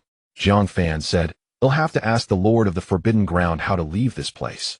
Hearing this, a flicker of glee crossed Lumo's lips, though he maintained his composure. Do you mean to say you do not know the lord of the forbidden ground? That you have no connection to him, and that you are not his offspring? It was only then that Jiang Fan understood Lu Mo had mistaken him for the lord's progeny, hence his hesitation. He sneered disdainfully. The lord of the forbidden ground. What is he to me? Besides, now that I wield this divine weapon, I would strike him down without hesitation. Once certain that Jiang Fan was not the lord's offspring, Lu Mo's demeanor changed. A chilling murderous intent flickered in his eyes. To dare blaspheme the lord of the forbidden ground, you are doomed. All of you come forth. Lu Mo's roar summoned over 100 experts in an instant, each radiating formidable auras. Every one of them possessed strength surpassing the half-emperor level. This was the foundation of Lu Mo's authority as a Dharma King. Gazing at these so-called powerhouses, Jiang Fan's eyes twitched uncontrollably. What, no one else?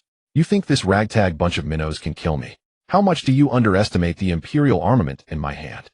He then flaunted the imperial armament, leaving the others speechless. Clearly it was an ordinary sword, yet he boasted of it as an imperial armament. A pitiful delusion. Kill him, Lu Mo uttered softly, then charged at Jiang Fan himself, with the others following closely behind. The terrifying oppressive aura caused the forbidden ground to tremble. Before making his move, Lu Mo had already completely sealed the spiritual energy within them. His aim was to cut off Jiang Fan's bizarre fighting style, rendering that ordinary sword a true piece of scrap. Watching them draw nearer, Gu Qingwei and the other woman were too terrified to speak, while Jiang Fan remained composed, as if completely unaware of any danger. Only when Lu Mo was about to reach him did Jiang Fan leisurely raise the imperial armament and declare authoritatively, By the name of the imperial armament, I command you to kneel. Brandishing a feather as a command, everyone laughed at Jiang Fan's senseless antics, mocking his overestimation of himself. With so many powerhouses here, even if it were a true imperial armament, it could barely unleash a tenth of its might. They had nothing to fear. Once they closed in, Jiang Fan would meet his doom. But soon everyone sensed something amiss. Their advance grew increasingly. The gravitational force upon them intensified, and within moments they felt as if billions of stars were pressing down on their shoulders. Before they could comprehend what was happening, Gu Qingwei and the other woman watched in shock as Lu Mo and the others plummeted from midair, kneeling before Jiang Fan in bizarre contorted postures. In that instant, everyone's minds went blank. Lu Mo and his group had no idea what had occurred. A single utterance had subdued them. How was that possible? Even Shao Qing sensed something off and whispered to Gu Qingwei, "Miss, this is far too strange. Though the imperial armament is mighty, Jiang Fan is but an ordinary man. Can he truly wield such power? We've seen the sect master use the imperial armament, yet even in his hands it likely couldn't match Jiang Fan's display. After all, sect master Yi Qinghuan was chosen by the ancestral master and must have gained the imperial armament's recognition. Yet even so, the power he unleashed was limited.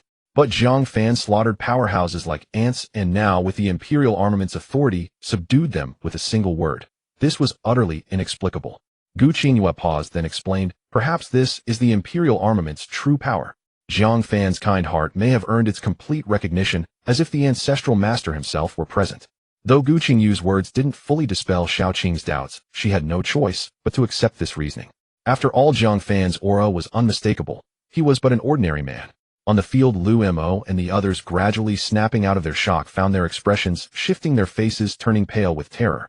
Even if it were a true imperial armament, they would not fear it if not wielded by its rightful master, much less be subdued by a single word. But now they realized just how formidable the seemingly cultivationless youth before them truly was. Having ruled out the offspring of the Forbidden Ground's master, the only possibility was that this youth's cultivation far surpassed that of the master himself. His wielding of the imperial armament was a clever act of hiding his true strength. At this moment despair consumed Lu Mo's heart. Had he known a supreme being lurked here, he would never have emerged. With his own power, he could easily live another 1,000,000 years. Why suffer such a long wait for another woman?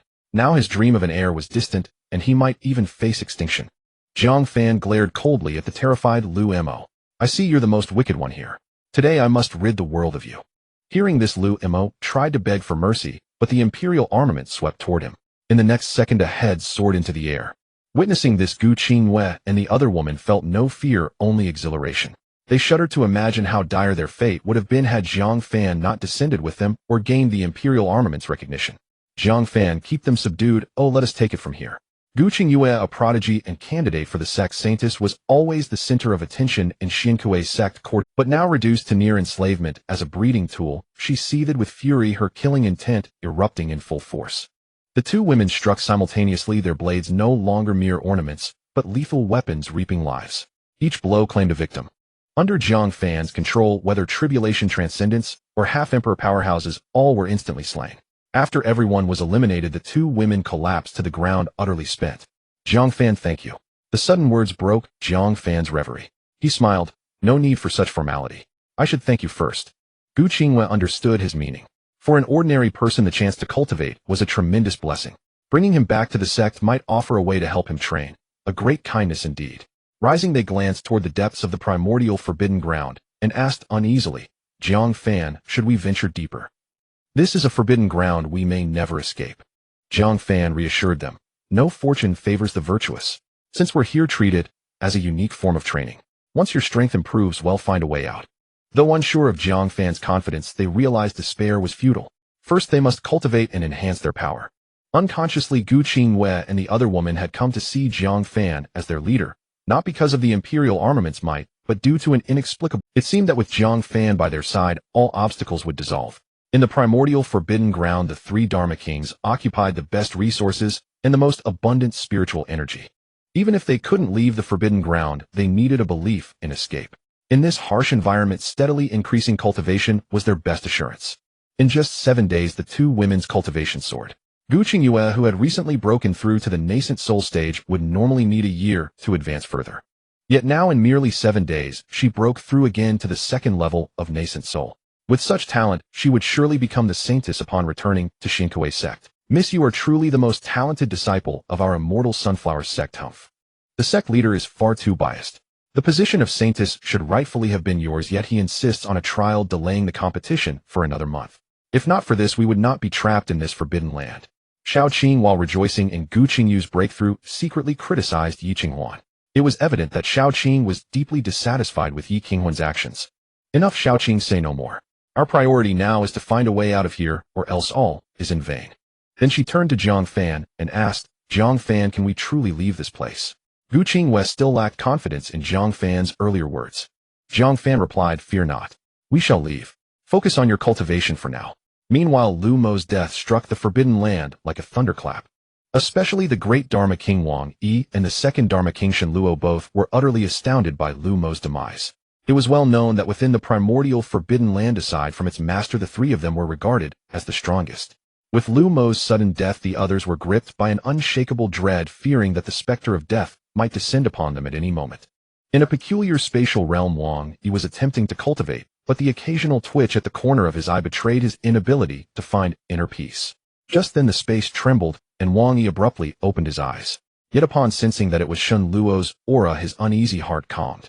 With a wave of his arm, a passage opened directly to Shen Luo's location. Without a moment's hesitation, Shen Luo stepped in and appeared before Wang Yi in the next instant. Seeing Shen Luo's arrival, Wang Yi was not surprised. He then said, Brother Shen, you have come to my Dao Palace today regarding Lu Mo's death, have you not? Seeing Shen Luo nod, Wang Yi let out a long sigh. I am also completely in the dark about Lu Mo's death. In the primordial forbidden land, aside from those ancient ferocious beasts, no one else could have slain him. Of course, both Wang Yi and Shen Luo possessed the strength to kill Lu Mo, but doing so would inflict considerable damage upon themselves, leaving them vulnerable to others, a cost too great to bear. Thus, they speculated that an unpredictable entity had emerged within the primordial forbidden land, one that rivaled even them. Wang Yi, since this person can kill Lu Mo and remains hidden, he poses a threat to both of us. Why not join forces to find him and deal with him together? For Wang Yi, Shen Luo's proposal aligned perfectly with his own intentions. He immediately nodded in agreement. Indeed, the balance of power in the primordial forbidden land has long been established. With an uncontrollable factor now appearing, we ought to unite. The two Dharma kings acting together was unprecedented in the history of the primordial forbidden land. Even the ancient ferocious beasts would have to retreat cautiously from their combined might, a testament to the sheer power of their alliance. As countless powerful beings mobilized, the once faintly lit forbidden land was engulfed in darkness wherever they passed. Above the forbidden land, fierce winds howled and terrifying bolts of lightning flashed intermittently, casting an even more eerie aura over the realm. Before the figures even arrived, an overwhelmingly oppressive atmosphere had already spread, accompanied by an inexhaustible pressure. Under this pressure, countless rogue cultivators and beasts perished on the spot. Even from a great distance, a sense of unease spread through Gu Qingyu's body, preventing her from focusing on cultivation. Seeing her agitation, Xiao Qing asked, "Miss, what is—" Gu Qinghua looked into the distance, her face pale with fear. "I sense a dangerous aura. Powerful enemies will arrive soon. Especially the two leaders. Their strength far surpassed that of their own sect leader. They were likely at the peak of the half-emperor realm, powerful enough to crush everything in their path. Especially the two leaders. Their strength far surpassed that of their own sect leader. They were likely at the peak of the half-emperor realm, powerful enough to crush everything in their path." "Did you kill Luomo?" Wang Yi's cold voice cut through the air as his terrifying pressure pierced into the two women like a blade, instilling panic. This was the might of a true powerhouse. Every gesture radiated the power to annihilate everything. Undaunted, Xiao Qing retorted, "Yes, we killed him. What can you do about it?" This was the might of a true powerhouse. Every gesture radiated the power to annihilate everything. Undaunted, Xiao Qing retorted, "Yes, what can you do about it?" Indeed, a single fart from these experts could shake you to death. But Xiao Qing's bravado lasted less than a minute before she betrayed Zhang Fan. She then said, "Don't stare at me like that. I have a powerhouse by my side. See him. The weapon in his hand is an imperial artifact. Luomo was instantly killed by him. If you dare to act recklessly, you'll be next." "You killed Luomo?" Wang Yi and the others exclaimed in disbelief, feeling mocked. The two Dharma kings grew increasingly enraged. "Since you refuse to speak, then speak no more. Die." Before Wang Yi could finish his sentence or even begin his attack, Zhang Fan lightly waved his imperial artifact. In the next moment, the sound of sword chi arose, and two heads soared into the air before the eyes of the crowd. Everyone was stunned. Even Gu Qinghua and Xiao Qing were frozen in shock. They knew the imperial artifact was powerful, but they had never imagined it could be so formidable, piercing two heads with a single strike. What an earth-shattering feat. The three most powerful Dharma kings of the primordial forbidden land had all died at the hands of the same person. What cultivation level did this person possess? Unfathomable, utterly unfathomable. The three most powerful Dharma kings of the primordial forbidden land had all died at the hands of the same person. What cultivation level did this person possess? Unfathomable, utterly unfathomable. All they wanted now was to flee far away and hide in a safe place. Seeing that Zhang Fan did not intend to continue his assault, the others slowly retreated before swiftly escaping. Watching this, Zhang Fan did not pursue. Instead, he raised his imperial artifact and made a gentle slash. In an instant, streaks of sword chi concealed themselves within the space, speeding toward unknown directions. Then in the distance, figures fell one after another. Seeing Zhang Fan effortlessly eliminate his enemies again, the two women's gazes toward him grew even more admiring. In their eyes, if Zhang Fan also possessed extraordinary cultivation talent, he would be able to captivate countless maidens. However, his cultivation level limited his advantages. Being regarded in such a way by the two women, Zhang Fan could not help but feel a bit embarrassed. He quickly shifted his gaze and said, "All right, let us go. The imperial artifact is thirsting for a fight. Perhaps it wishes to spar with the master of the forbidden land. Who knows, after an exhilarating battle, the master might be pleased enough to secretly reveal the way out of this place." Upon hearing Zhang Fan's utterly unreliable words, both felt their minds going numb. Who was the lord of the forbidden ground? The legendary god of slaughter. How could he possibly let anyone leave the forbidden ground so easily? But seeing Zhang Fan's innocent expression, Gu Qinghua decided not to discourage him and let him do as he pleased. The next moment, the three were astonished to find their surroundings had suddenly changed. They had been deep in a dense forest, but now they were surrounded by yellow sand with bleached bones scattered everywhere. Needless to say, these were the remains of humans who had entered the forbidden ground. Seeing these bones, the two women's faces instantly changed. They dared not imagine how many lives it took to create such a scene. "Zhang Fan, what's happening?" Gu Qinghua instinctively asked Zhang Fan, unconsciously moving closer to him, as if only near him could she feel a shred of safety. Zhang Fan chuckled lightly. "Don't worry. The lord of the forbidden ground has invited us for tea. Let's go. I'm a bit thirsty anyway." Hearing that it was the lords doing, the two women grew even more uneasy. In their understanding, Jiang Fan was an ordinary man who needed to eat and drink, so his thirst was normal. But they dared not drink any tea offered by the Lord, fearing it would be their last. Gu Qingyue immediately took a pouch of divine nectar from her storage ring and handed it to Jiang Fan, saying, "If you're thirsty, drink mine first. Don't touch the Lord's tea, it might be unsafe." Seeing their caution, Jiang Fan couldn't help but find it amusing. As the Lord and Master of this realm, if he wanted to act, he wouldn't need to appear. A single thought would. Just as he took the pouch from Gu Qingyue, a rumbling sound came from afar, and a massive palace slowly emerged from the yellow sand. "Since you're here, why not come in and sit?" A delicate voice echoed from the palace. Any ordinary man would likely find it irresistible and go weak at the knees. Could the Lord of the Forbidden Ground be a woman? Gu Qingyue and the other both thought. Surely as the Lord, she wouldn't take an interest in an ordinary man. Gu Qingyue glanced at Jiang Fan involuntarily, suddenly at a loss, and tried desperately to dissuade him from entering. Seeing them standing still, the palace gates opened automatically, and a group of stunningly beautiful women emerged, standing on either side, as if to welcome them. Seeing these women whose beauty rivaled her own, Gu Qingyue asked, "Who are you?" The woman who had spoken earlier glanced at Jiang Fan and replied, "Who are we? You'll know once the Lord favors you." At these words, Gu Qingyue's face turned pale again. It seemed the Lord intended to claim her as well, not allowing her to leave. "Handsome young man, you're so good-looking that I really can't bear to kill you. But my master won't allow any other men here. How about this? If you agree to stay and serve me, you'll spare your life, and we can be together forever. What do you say?" The stunning woman stared at Jiang Fan with excitement. After serving the Lord for millions of years, she had grown weary. Seeing such a handsome man now stirred her heart. Not only did the stunning woman gaze at Jiang Fan with burning desire, but the other women did too. Yet their status was clearly lower, so they dared not speak. Hearing the woman's blatant words, Gu Qingyue couldn't help but spit in disdain, cursing her shamelessness. But the stunning woman paid no heed, her eyes still fixed on Jiang Fan, almost as if she wanted to pounce on him. Jiang Fan never expected that after a life full of hardships, he would now be coveted by so many women. If it were someone else, they would surely lose control. But Jiang Fan was no longer the naive man he once was, nor did he want to be trapped by such trivial matters. He then said, "I'm used to being free and don't like staying in one place." As soon as Jiang Fan spoke, the atmosphere froze. Only Gu Qingyue breathed a sigh of relief. The smile on the stunning woman's face vanished, instantly replaced by a cold, sinister expression. Then a gentle aura emanated from her, affecting everyone. Their breathing grew rapid. It was an extremely rare love poison. Fortunately, the aura targeted only Jiang Fan. Even so, the other women blushed and felt a heat spreading through their... When all the love poison infused into Jiang Fan's body, everyone stared at him intently. The other women also showed a desire to share a piece. But they were all mistaken. After the poison entered, Jiang Fan showed no signs of change, as if it had no effect on him. Only Gu Qingyue and the other understood that the divine weapon must have blocked the poison. Seeing someone ignore her love poison for the first time, and an ordinary man at that, the woman's expression grew even more strange. She then said, "Interesting. I never thought a mere mortal could be so extraordinary. Since soft words won't work, he'll have to use force." As she spoke, a pair of giant hands slowly formed behind her, then lunged toward Jiang Fan. Once caught, he would surely be dragged into the palace. Facing such giant hands, Jiang Fan quickly swung his sword, cleaving them apart. Seeing this, the woman's face turned truly serious. As the first woman favored by the Lord of the Forbidden Ground, Lu Moyan had obtained resources that many could only dream of in a lifetime. Her cultivation had already reached the half-emperor stage, and within the Forbidden Ground, she was nearly invincible.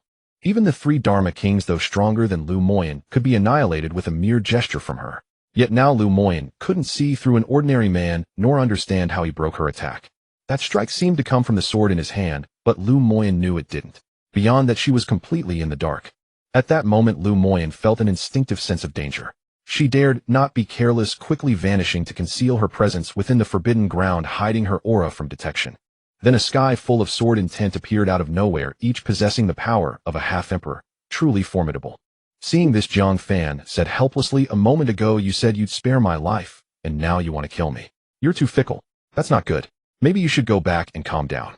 As he spoke, he casually swung his sword once more, simple and unadorned. The next moment, the sky full of sword intent vanished as if it had never existed. After having her consecutive attacks neutralized, Lu Moyan finally confirmed that Jiang Fan was indeed unusual, and that she was utterly incapable of dealing with him. Her countenance darkened as she cried out in a sobbing tone, "Master, someone is bullying us. Will you not seek justice for us?" As her tearful voice spread, all the yellow sand on the ground soared into the void, eventually coalescing in the air to form a human figure. Needless to say, this person was undoubtedly the supreme existence of the Forbidden Land, the Lord of the Forbidden Land. Seeing Lu Moyin's sorrowful face drenched in tears like a pear blossom bathed in rain, the Lord of the Forbidden Land instantly became furiously enraged. A terrifying pressure swept across the entire Forbidden Land, causing every living being within to tremble in fear. But in the next second, the pressure abruptly ceased. It was unclear what had happened, but upon closer inspection it became apparent that the Lord of the Forbidden Land's gaze had been completely captivated by Gu Qinghua. He spoke unconsciously, exquisite. I never imagined my Forbidden Land would be graced by such a peerless beauty once more. Excellent, excellent. Little beauty, I formally inform you as the Lord of the Forbidden Land, from this moment forth you belong to me alone. I can grant you eternal life, just like them, as long as the Forbidden Land stands you shall remain. Hearing this, Gu Qinghua's face turned deathly pale. Eternal life, everyone yearned for it. But this kind of eternal life Gu Qinghua neither desired nor wanted. Seeing the Lord of the Forbidden Land like this, Lu Moyin's face showed no displeasure, nor did she dare to show any. She even had to feel happy for him. After the Lord of the Forbidden Land's excitement subsided, Lu Moyin cooed, "Congratulations, master, on gaining a new favorite." As Lu Moyin spoke, the Lord of the Forbidden Land finally came to his senses. He pulled her into his embrace, then looked her over, and said, "Let me see which audacious bastard dares to bully my woman. I will seal him here for eternity, subjecting him to endless torment." Lu Moyin pointed directly at Jiang Fan, who was looking somewhat nauseated, and said to the Lord of the Forbidden Land, "Master, it is he who covets my beauty and attempted to molest me." After Lu Moyin finished speaking, Jiang Fan nearly spat blood. He immediately said to the Lord of the Forbidden Land, "Lord of the Forbidden Land, you are supposedly the god of this place, yet you have gathered such a bunch of trash. It absolutely disgusts me. Rest assured, I truly have no interest in your women. I wouldn't take them even if you gave them to me for free. Insult, such an extreme insult." Hearing this, Gu Qinghua and the other woman's faces were filled with utter despair. Gu Qinghua thought that sacrificing herself might spare Jiang Fan's life, but now there was no room for reconciliation. Just as she was about to beg the Lord of the Forbidden Land to spare Jiang Fan, she once again heard Jiang Fan's suicidal voice.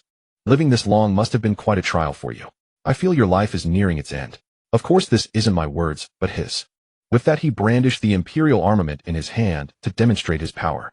Gu Qinghua and the other woman were terrified. Speaking to the Lord of the Forbidden Land in such a manner was a death wish. Even wielding an imperial armament wouldn't be enough to fill his teeth. For a Lord of the Forbidden Land of this level was typically an emperor-level powerhouse, and the entire Forbidden Land itself had become his imperial armament. In this situation, even if their own Grandmaster were to come personally, he might not necessarily be able to defeat the Lord of the Forbidden Land. Gu Qinghua, don't bother begging for mercy. The Lord of the Forbidden Land is nothing but trash before this imperial armament. As he finished speaking, the imperial armament visibly trembled. See, even the imperial armament looks down on him. Imperial armament looked down on him. Can't you see I've already pissed myself in fear? He is a great emperor. I admit I was a bit arrogant before, but I've come to my senses now. I am not a true imperial armament, am nothing but a weakling. But the imperial armament's confession went unheard. Die. Pushing Lu Moyin away from his embrace, the Lord of the Forbidden Land released a terrifying imperial might, causing the entire Forbidden Land to shake violently. Witnessing such a spectacle, even Lu Moyin was utterly petrified. It was the first time she had seen the Lord of the Forbidden Land so furious, so intent on. After the imperial might, the Lord of the Forbidden Land's figure vanished instantly. Everyone knew he was about to strike. The moment he reappeared would be the moment of Jiang Fan's certain death. Even Gu Qinghua and the other woman closed their eyes in despair, resigning themselves to fate. But in the next second, they heard a scream of agony. Opening their eyes, they saw the Lord of the Forbidden Land flying backward in an extremely bizarre posture. Judging by his movements and expression, none of it seemed voluntary. They couldn't understand, couldn't comprehend why this was happening. Bang! A loud crash echoed as the Lord of the Forbidden Land slammed heavily into the ground. The moment he hit the earth, his figure vanished again. But this time he didn't dare to act recklessly. Just moments ago, as he was about to approach this man, he had been sent flying by the longsword in the man's hand. The esteemed Lord of the Forbidden Land sent flying by an ordinary longsword. Who would believe such a tale? Fortunately, Jiang Fan was fast enough that no one else had witnessed it, thus preserving a shred of the Lord of the Forbidden Land's dignity. So the Lord of the Forbidden Land learned his lesson. With a surge of imperial might, he pulled Jiang Fan into his own imperial domain. Here the Lord of the Forbidden Land could unleash 200% of his power, while his opponent would be severely constrained. Seeing Jiang Fan's still nonchalant expression even after entering his imperial domain, the Lord of the Forbidden Land was greatly puzzled. Who are you? Why can I not see through you? Speak, and I will grant you a swift death. Such arrogance. You are not qualified. Provoked and belittled once more, the Lord of the Forbidden Land could no longer contain his murderous intent. He waved his arm, and a series of terrifying sword intents filled the sky. There were only 10, but these 10 had condensed all the spiritual energy of the entire Forbidden Land enough to slay an emperor-level powerhouse. In response, Jiang Fan ceased all pretense. Facing the 10 rapidly approaching sword chi, he simply stood with his hands behind his back and slowly uttered disperse. With a single word, the law manifested, and the 10 sword chi dissipated instantly. Before the Lord of the Forbidden Land could react, he suddenly felt his neck tighten, his breathing hindered, and a sense of death looming. When he calmed down, he realized that his neck had been firmly grasped by Jiang Fan at some unknown moment. The Lord of the Forbidden Land even had the feeling that if the other party wished, he could annihilate him instantly. Having lived for so long, the Lord of the Forbidden Land had never contemplated the possibility of death. Fear instantly consumed his entire being. Beg for mercy. Yes, beg for mercy. In a mere moment, the Lord of the Forbidden Land cast aside all his pride. He sank down with difficulty, eventually kneeling before Jiang Fan. With utmost sincerity, he said, "Big brother, I'm sorry. I was too arrogant just now. I know I was wrong. Please spare me." Jiang Fan, who had been about to strike ruthlessly, was utterly dumbfounded by the Lord of the Forbidden Land's reaction and words. Was this truly the exalted Lord of the Forbidden Land? He had absolutely no backbone. "Are you truly the Lord of the Forbidden Land?" Jiang Fan couldn't help but ask. Upon hearing this, the Lord of the Forbidden Land dared not delay a moment and immediately said, "Indeed, I am the Lord of the Forbidden Land. From now on, big brother, you shall live a life above all others here. You may even enjoy my concubines at your leisure. Do not stand on ceremony with me. Of course the 2 you brought remain yours. I was merely jesting earlier." Jiang Fan felt a cold sweat trickle down his back. In other Forbidden Lands, people dedicated themselves to cultivation, striving to enhance their power and break free from the land's confines. But here they could barely walk at the sight of a woman obsessed only with siring offspring and continuing their bloodline. A truly bizarre Forbidden Land. Then with a solemn tone he said, "I have already told you I have no interest in your women. Given your earlier arrogance, you deserved annihilation. But since you now show such wisdom, I shall spare your wretched life for the time being." Outside the imperial domain, when the Lord of the Forbidden Land and Jiang Fan vanished abruptly, everyone knew Jiang Fan was doomed, certain to die. As the Lord of the Forbidden Land disappeared, Lu Moyan's expression grew grim, especially when she looked at Gu Qingyue, her gaze filled with hostility. Even though the Lord of the Forbidden Land had favored many women after her, he was still best to her, granting almost every request. Yet just now, the moment the Lord of the Forbidden Land laid eyes on Gu Qingyue, he completely forgot about her existence and failed to consider her situation first. This gave Lu Moyan a strong sense of crisis, fearing her status would be threatened or even marginalized. Thus, in Lu Moyan's view, her greatest threat at this moment was Gu Qingyue, and she was eager to eliminate her before the Lord of the Forbidden Land reappeared. Thus, in Lu Moyan's view, her greatest threat at this moment was Gu Qingyue, and she was eager to eliminate her before the Lord of the Forbidden Land reappeared. With that, she approached to tear open Gu Qingyue's clothes. Being disrobed in broad daylight before others, even if all present were women, was utterly unacceptable, a blatant humiliation. Indeed, Lu Moyan's actions were meant to humiliate Gu Qingyue, to shatter her inner dignity, and ideally drive her to take her own life publicly. If Gu Qingyue dared to strike back, Lu Moyan would not hesitate to finish her herself. Gu Qingyue naturally understood that Lu Moyan sought to provoke her, yet even knowing it was a blatant scheme, she could not comply. Pushing aside Lu Moyan's arm, she said, "I would rather die than serve an outsider." For both Gu Qingyue and her companion's suicide seemed the best outcome now. Once the Lord of the Forbidden Land appeared, even death would be a luxury. The two exchanged glances and drew their long swords. Seeing this, Lu Moyan taunted, "Tisk tisk tsk, you'd rather die than serve our master. Think carefully, being favored by him is your blessing. Don't refuse a toast only to drink a forfeit." With that, she prepared to seize them. But anyone with clear eyes could see that Lu Moyan was deliberately forcing them to act quickly. Now utterly despairing, the two closed their eyes and swiftly brought their long swords toward their own throats. Just as the blades were about to cut their necks, the space trembled.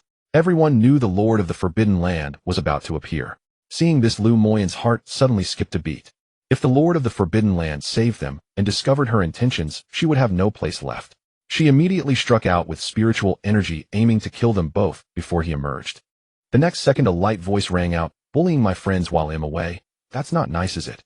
As Jiang Fan's voice sounded, the long swords in Gu Qingyue's and her companion's hands were frozen in place by an invisible force, immovable. "Jiang Fan, you're alive." Upon seeing Jiang Fan, Gu Qingyue rushed over, nearly embracing him, but held back at the last moment. Jiang Fan smiled. With the imperial weapon in hand, how could anything happen to me?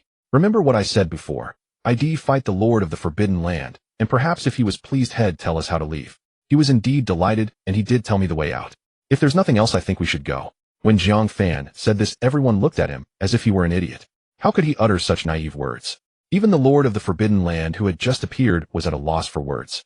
Leaving the Forbidden Land was also his greatest dream.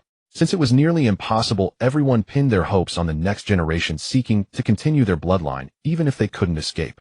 But Gu Qinghua had no doubts. She believed everything Jiang Fan said. She immediately asked, Jiang Fan, tell me how we can leave. I can't stand another second here. I want to get out. Jiang Fan chuckled lightly. The Lord of the Forbidden Land said leaving is simple. They don't leave because they're accustomed to life here where they can have everything. Enough, I've grown tired of this place. They'll take you out now just as the Lord instructed. With that, Jiang Fan held the imperial weapon in his left hand and gently traced the air with his right. The next second, a crackling sound echoed as a fissure appeared in the space before them, leading directly to the outside of the Forbidden Land. Witnessing this, even the Lord of the Forbidden Land felt a chill run down his spine.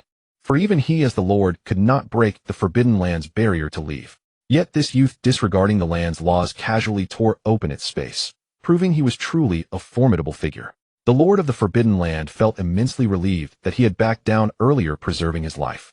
Seeing Jiang Fan truly tear through space, Gu Qinghua and her companions stood dumbfounded until Jiang Fan reminded them, snapping them from their shock.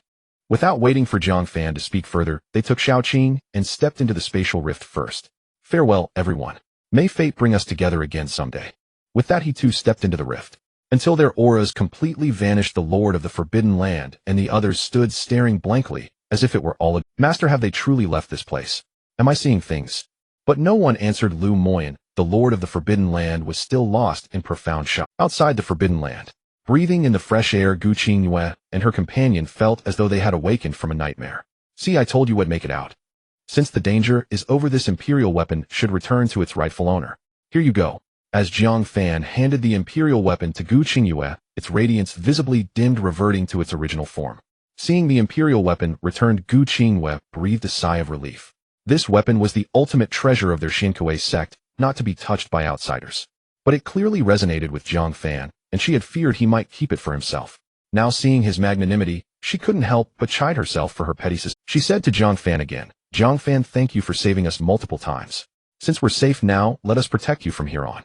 Gu Qinghua also understood that if she reclaimed the imperial weapon, Jiang Fan would lose his greatest fighting strength and be reduced to an ordinary man. With her current cultivation, she was more than capable of safeguarding his life. Hearing Gu Qinghua say that, Jiang Fan replied sweetly, thank you. Xiankui sect.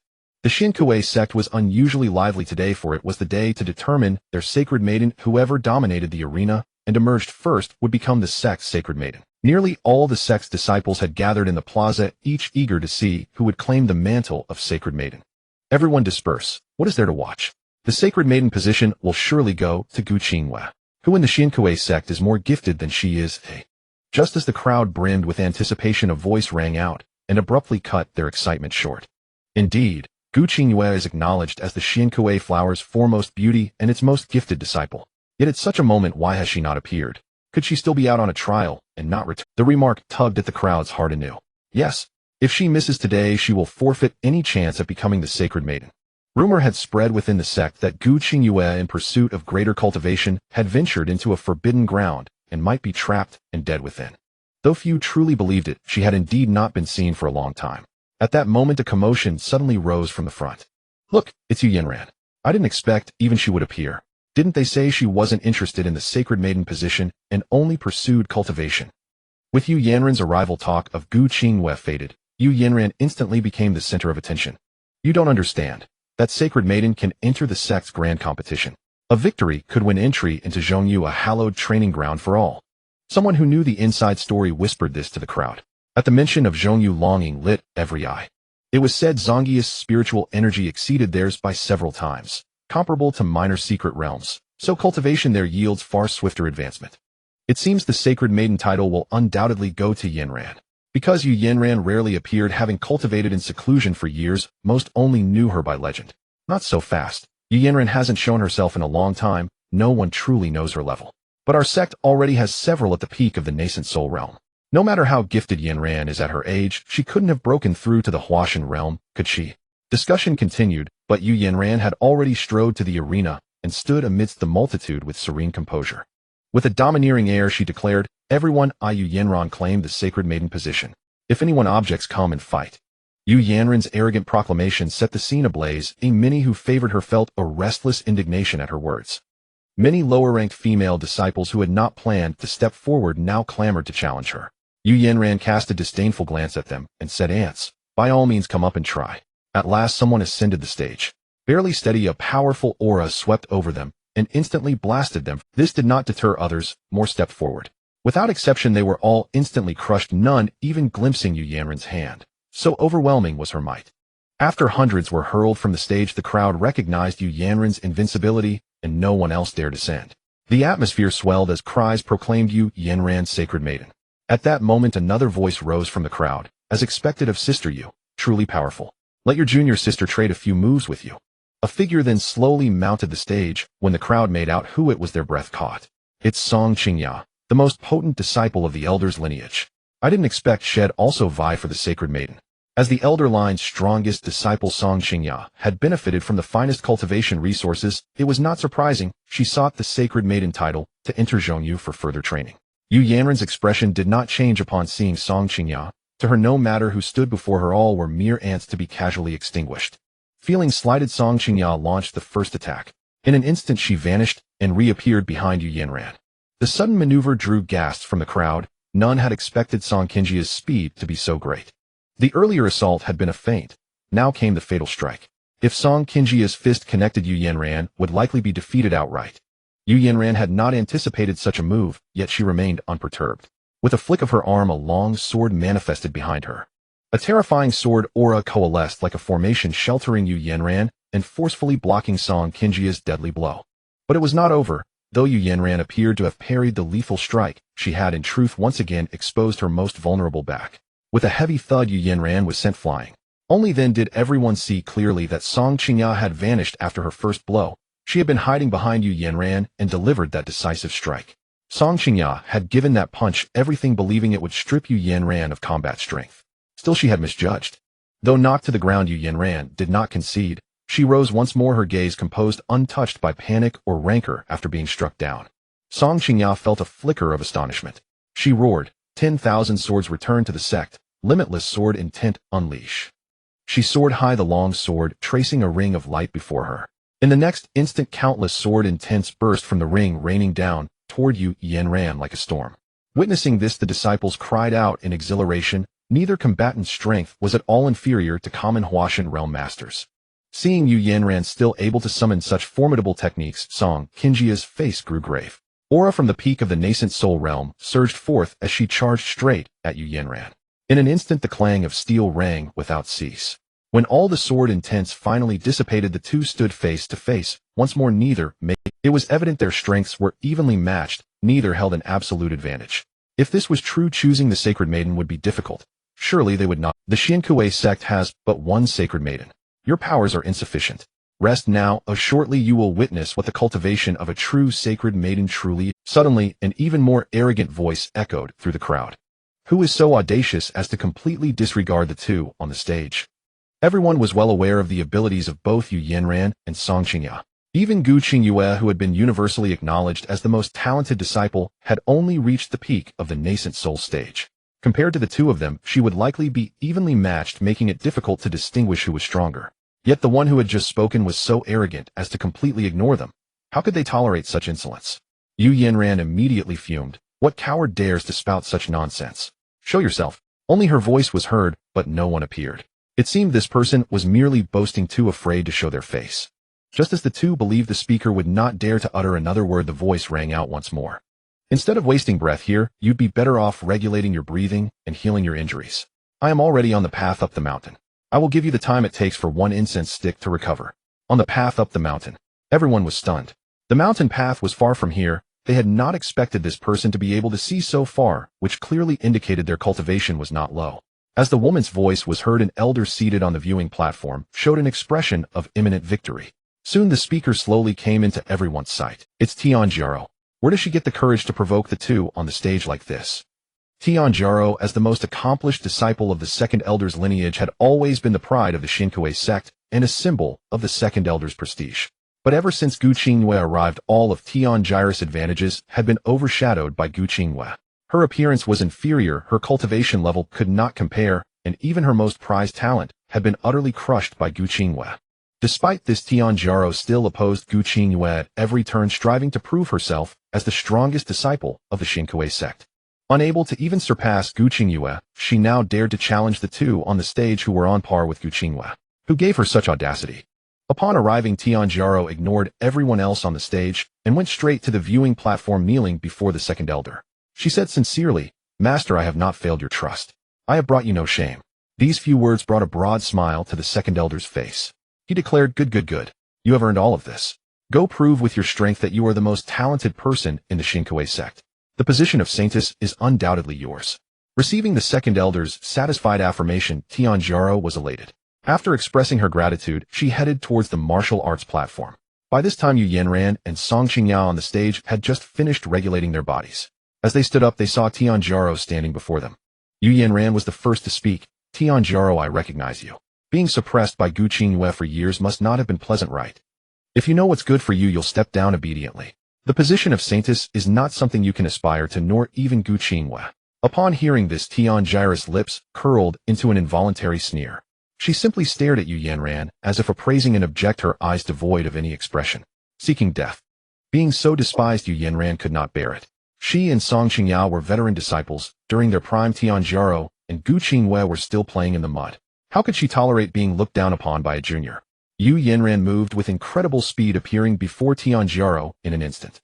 But strangely, when Yu Yanran appeared, Tianjiro's figure had already vanished from its spot, maintaining the same distance as before. Yu Yanran's pupils contracted slightly. She had not even seen how Tianjaro had disappeared. This speed was perhaps even greater than Song Qingyue's. The next moment, Yu Yanran lunged at Tianjaro again, but the result was the same. No matter how she tried to close the distance, she always found herself at the same starting distance from Tianjaro. Though Yu Yanran had not yet attacked, anyone with discerning eyes could see that her momentum had already weakened considerably. Glancing at the somewhat embarrassed Yu Yanran, Tianjaro said calmly, "You are both too weak. You should come at me together." Hearing such arrogant words, the onlookers couldn't help but break into a cold sweat for Tianjaro. Although her reaction had exceeded expectations, facing two peak nascent soul cultivators simultaneously was still not seen favorably. At the same time, these words successfully enraged the two. Their talents were far superior to Tianjiro's, and to be so humiliated was unforgivable. But they did not attack together, as defeating Tianjaro that way would be dishonorable. Seeing Song Qingyao make a move, Song Qingyao did not use a longsword. She relied solely on her fists. Each punch was immensely powerful, capable of leveling a mountain peak. Seeing the countless fist shadows hurtling towards her, Tianjaro did not retreat this time, but advanced instead. With a mere wave of her hand, all the fist shadows vanished. Before Song Qingyao could react, Tianjaro had already appeared before her. This sudden development caused Song Qingyue's expression to change drastically. She instinctively struck out again, but the next moment her fist was firmly grasped by Tianjaro, who squeezed lightly, producing a sound of cracking bones. Even so, Tianjaro did not release Song Qingyue's arm. Instead, she flung her away with great force.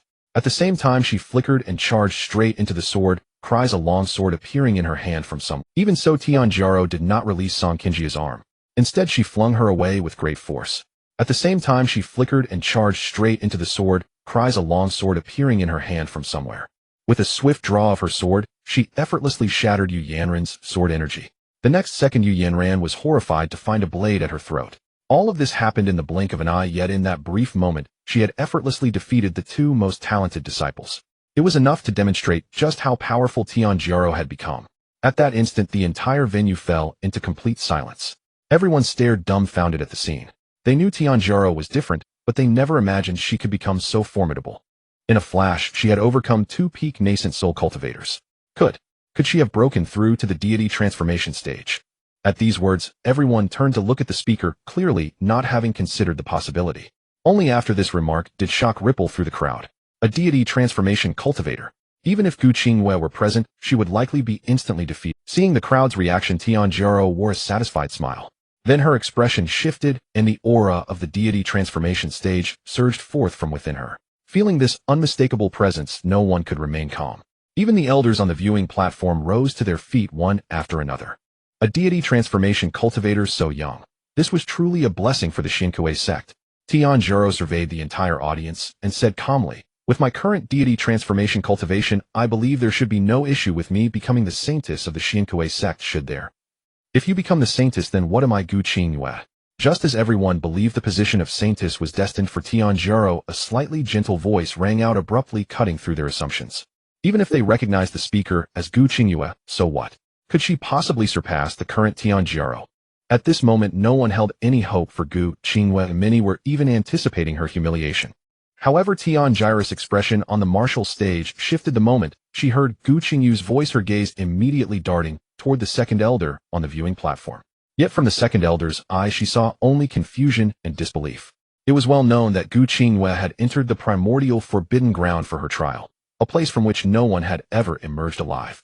But now that rule had been shattered. Gu Qingyue had walked out of the forbidden land alive. How was that possible? With her cultivation level, she should never have survived. After a brief shock, Tianjiro speculated that Gu Qingyue had never truly entered the primordial forbidden ground, or otherwise she could not have appeared alive. Moreover, with her current cultivation at the nascent soul stage, what did she have to fear from Gu Qingyue? Soon Gu Qingyue appeared before the crowd with Shaoqing, and the Sharpie noticed a young man following behind them. A mortal youth. Sensing no spiritual energy from Jiang Fan, the crowd couldn't help but show hesitation, puzzled as to why Gu Qingyue had brought an ordinary person to the sect. But the next second, as they fully took in Jiang Fan's features, a wave of astonishment swept through them. This boy is exceptional, so handsome. Even without cultivation, I don't mind at all. I want him. Many female disciples couldn't help but exclaim these words. Meanwhile, most male disciples glared at Jiang Fan with fury. A worthless mortal. How could he deserve to possess their goddess? Though Gu Qingyue's talent might no longer be the strongest, she was still recognized as the most beautiful woman in Shinkui sect. Seeing her bring back another man, jealousy flared, and many wished they could tear Jiang Fan apart. Arriving beneath the viewing platform, Gu Qingyue scanned the scene, but found no trace of her master, leaving her deeply puzzled. Given her master's status and her own position as a disciple, her master should have been present. Gu Qingyue decided to visit the peak later to find her master. She then paid her respects to the sect leader and the elders one by one. After completing the formalities, she turned her gaze to Tianjiro on the martial stage. One moment she was below the stage watching, the next she appeared right before Tianjiro. This explosive sight startled Tianjiro into involuntarily stepping back. She suddenly realized that with her own cultivation at the nascent soul stage, she could not discern Gu Qingyue's strength. How was this possible? Make your move. Without a word of excess, Gu Qingyue directly invited Tianjiro to strike first, a supreme insult to Tianjiro. The terrifying pressure of nascent soul cultivation surged forth wildly, bearing down on Gu Qingyue. Concealing herself behind the pressure, Tianjiro charged at Gu Qingyue. With a single sword stroke, the dreadful sword intent combined with the pressure unleashed in earth-shattering might that chilled the soul. Is this the strength of a nascent soul cultivator? So formidable. Facing this terrifying blow, Gu Qingyue's eyes held no fear. Instead, a faint smile curled at her lips, as if mocking Tianjiro's ignorance. Then she slowly raised her right hand and struck out with a palm. Instantly, a palm print materialized in the air, hurtling toward Tianjiro's sword intent. The seemingly feeble palm print, upon colliding with the boundless sword intent, swept away all obstacles before it with devastating. Even Tianjiro herself was sent flying by the palm print, crashing heavily off the stage. A one-hit kill. Witnessing this even more explosive scene, everyone's minds buzzed. They couldn't even comprehend what had happened. After falling, Tianjiro looked up in disbelief, her voice trembling with terror. How is this possible? How could you be at the second level of nascent soul? Impossible. It was known that to break through to the nascent soul stage, Tianjiro had absorbed the spiritual energy of an entire secret realm to reach her current cultivation. Yet Gu Qingyue had reached the second level of nascent soul. What kind of fortune had she encountered? Hearing Tianjiro's words, everyone drew a sharp breath. The second level of nascent soul, what monstrous talent was this? On the viewing platform, the second elder stood up upon seeing Tianjiro sent, flying, his eyes filled with confusion and murderous intent. Had he known Gu Qingyue would return in triumph, he should have eliminated her in secret back then. Now it was too late. Defeating Tianjiro effortlessly seemed to be a trivial matter to Gu Qingyue. She then addressed the crowd, her voice gentle but icy. If anyone else covets the position of saintess, step up and try. Are you joking? Even the nascent soul first level Tianjiro was defeated in one move. Who would dare to court humiliation? Seeing no one dare to step forward, and with Yi Qinghuan and the others on the viewing platform remaining silent, the scene was eerily strange. Jiang Fan had already discerned that those on the platform had no intention of making Gu Qinghua the saintess. They were likely still plotting ways to deal with her. At that moment, the second elder slowly rose and addressed the disciples calmly. Though our Xinkuei sect is not a top-tier power, we have always adhered to a stance of kindness and humility. Gu Qinghua, however, acts with ruthless cruelty, striking to kill. I hereby decide to revoke her candidacy for saintess and appoint Tianjiao instead. Does anyone object? What the hell? Hearing the second elder's words, everyone was shocked. They knew he favored his disciple, but now he wasn't even pretending anymore. As if to play along with the second elder, Tianjiao, who was about to rise, spat out blood and feigned unconsciousness. The exaggerated acting left everyone cringing. Yet despite this, no one dared to speak a word in Gu Qingyu's defense. Everyone understood that the second elder's faction now held absolute dominance in Xinkuei sect, having long reached some consensus with the sect leader. On the martial stage, Gu Qinghua was stunned, unable to comprehend how things had turned out this way. She had improved her cultivation and defeated her opponent. Why was she still being stripped of the saintess candidacy? It wasn't until Yi Qinghuan spoke that Gu Qinghua was plunged into utter despair. Yi Qinghuan echoed the second elder, saying, "Making Tianjiao the saintess was also my decision. Gu Qinghua has been practicing some heretical art and acts with excessive cruelty, making her unfit to be the saintess of Xinkuei sect. Nevertheless, she remains a disciple of our sect. From now on, she is demoted to an ordinary disciple and sent to the back mountain, forbidden to leave without orders." Sect leader Ya. It was not until Yi Qinghuan's final words faded that Gu Qinghua finally spoke, her voice trembling with confusion. Exile to the back mountain was a clear death sentence for her. Everyone knew the back mountain was the forbidden ground of every sect, teeming with ferocious beasts and unknown horrors. Even a cultivator as powerful as a tribulation transcendence sect master could fall within its depths. Yi Qinghuan ignored Gu Qingyu's plea, casting a stern gaze around the assembly. Gu Qinghua, as a disciple of this sect, has repeatedly defied discipline. If any of you wish to speak for her, step forward. If any wish to accompany her to the back mountain, step forward as well. Though Gu Qinghua was usually aloof and rarely spoke, it did nothing to diminish her status as the object of everyone's admiration. Now they had a chance to be alone with her in the back mountain, yet not a single person stepped forward. What a joke! Who would trade their life for a few minutes of solitude? Only a fool would make that choice. At that moment, Xiao Qing grew frantic. But with her limited strength, she was powerless, choosing instead to face death alongside Gu Qinghua. She stepped out and stood beside Gu Qinghua, addressing Yi Qinghuan. "Since that is the sect leader's will, I am willing to go to the back mountain with the young lady." No anger, no loud protests, no pleas for leniency. Only the simple resolve to share her fate. It spoke volumes of Xiao Qing's profound disappointment. Seeing someone actually dare to stand against him, Yi Qinghuan's face darkened with terrifying fury. He then roared, "Fine, very well. Since that's the case, both of you will go to the back mountain to reflect on your mistakes. When you realize your errors, come back and beg for my— Are there any others who wish to join? Step forward now." If anyone else dared to defy him, Yi Qinghuan resolved to slay them on the spot. Yi Qinghuan's expression said it all. No matter how bold or rebellious, no one would dare to provoke his wrath. Yet there was always one who walked the unbeaten path. Jiang Fan slowly stepped forward, clearing his throat with uncertainty. "Well, this sect of yours is quite something. I'm not fond of it, but since I came here with Gu Qinghua, can I join you in that back mountain place?" Seeing Jiang Fan step forward, Gu Qingyu's voice choked with emotion. "Sect leader, release Jiang Fan.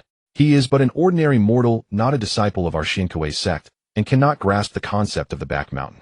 Xiao Qing and I will go alone." As for Xiao Qing, the two had grown up together.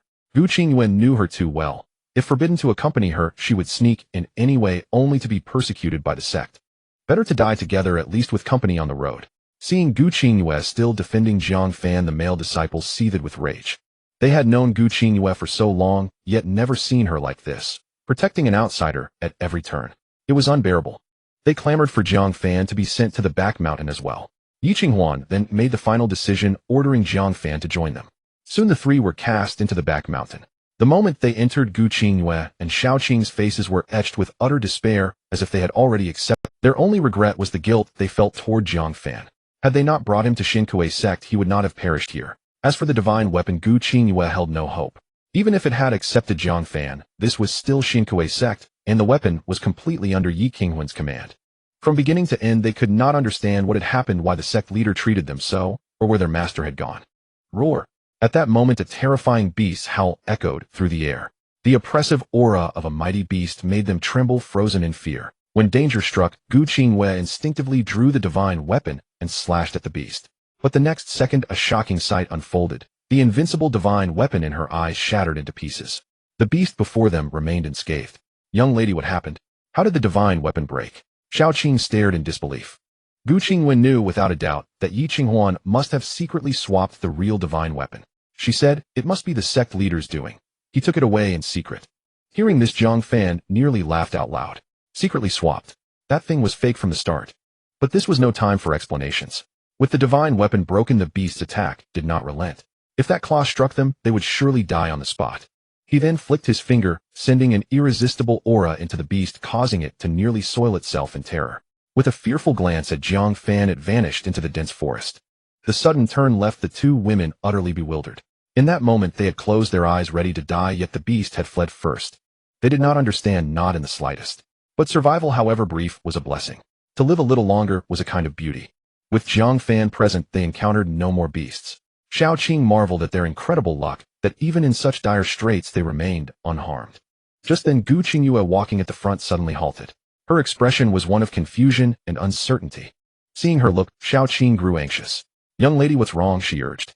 Gu Qingyue turned her neck stiffly toward Xiao Qing, her voice hesitant. Just now, I think I sensed our master's presence. It seems she is also in the back. What? The third elder is here too. How is that possible? Has she also fallen victim to the sect leader?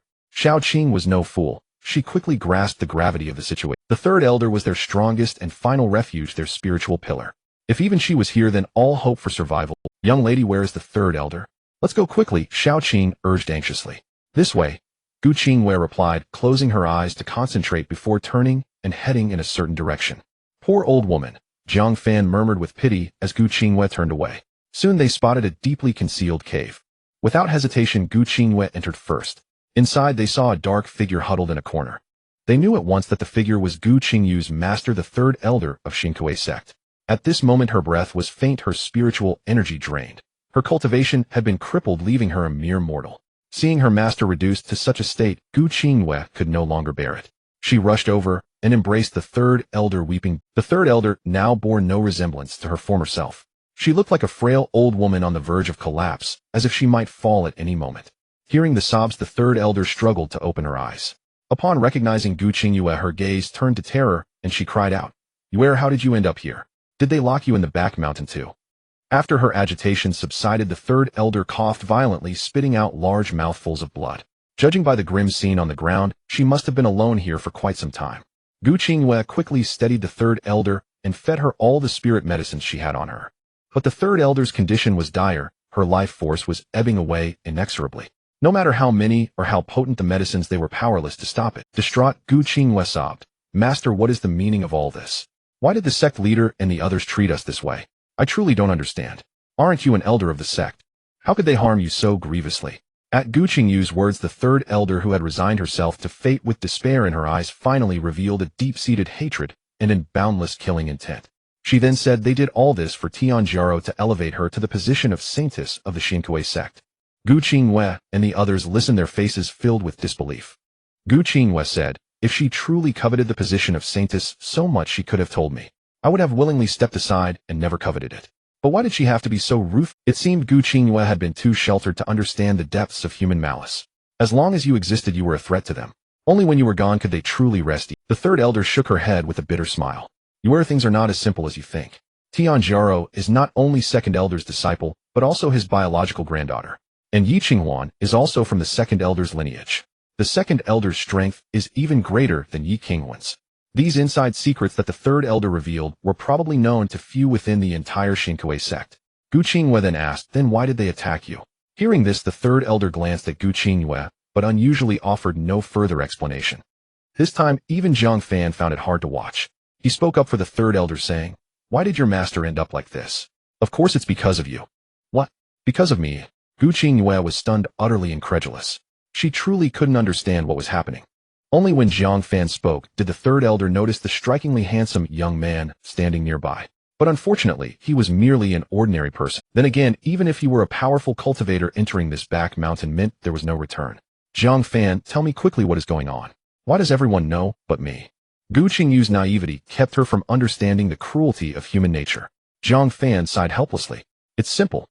Yi Qinghuan approached your master and told her that if she crippled her own cultivation, he would let you enter the primordial secret realm to train. From then on you would be disqualified from becoming the saintess and would eventually be expelled from the sect. That was the price your master paid. But your master knew it was impossible, yet she had no choice. For the slimmest chance of giving you a chance to live, she still chose to cripple her cultivation. Before Jiang Fan could finish, Gu Qingwei interrupted him, raising her voice. Impossible. If that were true, why would the sect leader lend me the imperial armament? What Jiang Fan said had completely shattered Gu Qingyu's understanding. However, compared to Gu Qingyue, the third elder was now staring at Jiang Fan in shock. He spoke as if he had experienced it all firsthand, his words hitting the mark almost. Beware, that was not the imperial armament. I knew Yi Qinghuan wouldn't give me the real one, so I left a message inside it. When you used it, it would shatter, and you would receive my message. Hasn't it shattered yet? Hearing this, Gu Qingwei immediately ran to where the imperial armament had broken. But when she touched the broken pieces, she received no message from the third elder. Watching Gu Qingwei walk back in a daze, the third elder's heart ached. She knew Gu Qingwei hadn't received the message. Perhaps it had dissipated the moment the armament shattered. Sure enough, Gu Qingwei said to the third elder, Master, the imperial armament shattered just now, but I didn't receive any message. What did you leave for me? The third elder let out a long sigh. Knowing now is meaningless. The message I left was just a short sentence. The Xinkuei sect is not safe. Once you leave the mountain, stay far away from it, and never return. The third elder had calculated everything except how determined Yi Qinghuan and the others were to harm Gu Qingwei. They had tricked her into entering the Forbidden Grounds. Of course, even if Gu Qingwei hadn't entered the primordial Forbidden Grounds, they would never have let her leave safely. Only after seeing Gu Qingwei and the other two enter the primordial Forbidden Grounds did they leave with peace of mind. At last, Gu Qingwei understood the truth. The Xinkuei sect had always intended to make Tianjiaro the saintess. It was her own presence that made Tianjiaro feel threatened, setting off the chain of events that followed. Suddenly, as if struck by a thought, Gu Qingwei exclaimed, Master, was the imperial armament a fake? The third elder was puzzled by Gu Qingyu's reaction. Although it contained a trace of sentience, the third elder saw through it at a glance. She played along, treating it as a real imperial armament, and secretly left a message before lending it. Then she said, that's right, it was a fake. This revelation once again shook Gu Qingyu's understanding. Not only Gu Qingyue, but Xiao Qing, who stood nearby, was also deeply shocked. They also recalled how incredibly powerful Jiang Fan had become after being acknowledged by the imperial armament. Seeing their expressions, the third elder urgently asked, what happened?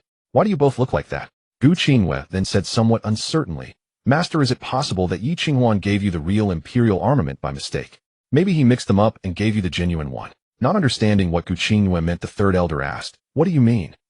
Without hesitation, Gu Qingwei recounted everything. How she was tricked into the primordial Forbidden Grounds, how Jiang Fan, an ordinary person, was acknowledged by the imperial armament and slaughtered their enemies in the Forbidden Grounds, and ultimately led them out. She described in vivid detail how Jiang Fan had leaped from an ordinary mortal to a powerhouse who crushed all opponents, leaving the third elder stunned, as if listening to a fairy tale. After a long silence, the third elder finally spoke, her voice filled with disbelief. The imperial armament. That must have been the real imperial armament. Only a true imperial armament possesses such power. No wonder Yi Qinghuan and the others failed to detect the message I left behind. That is the might of the imperial armament.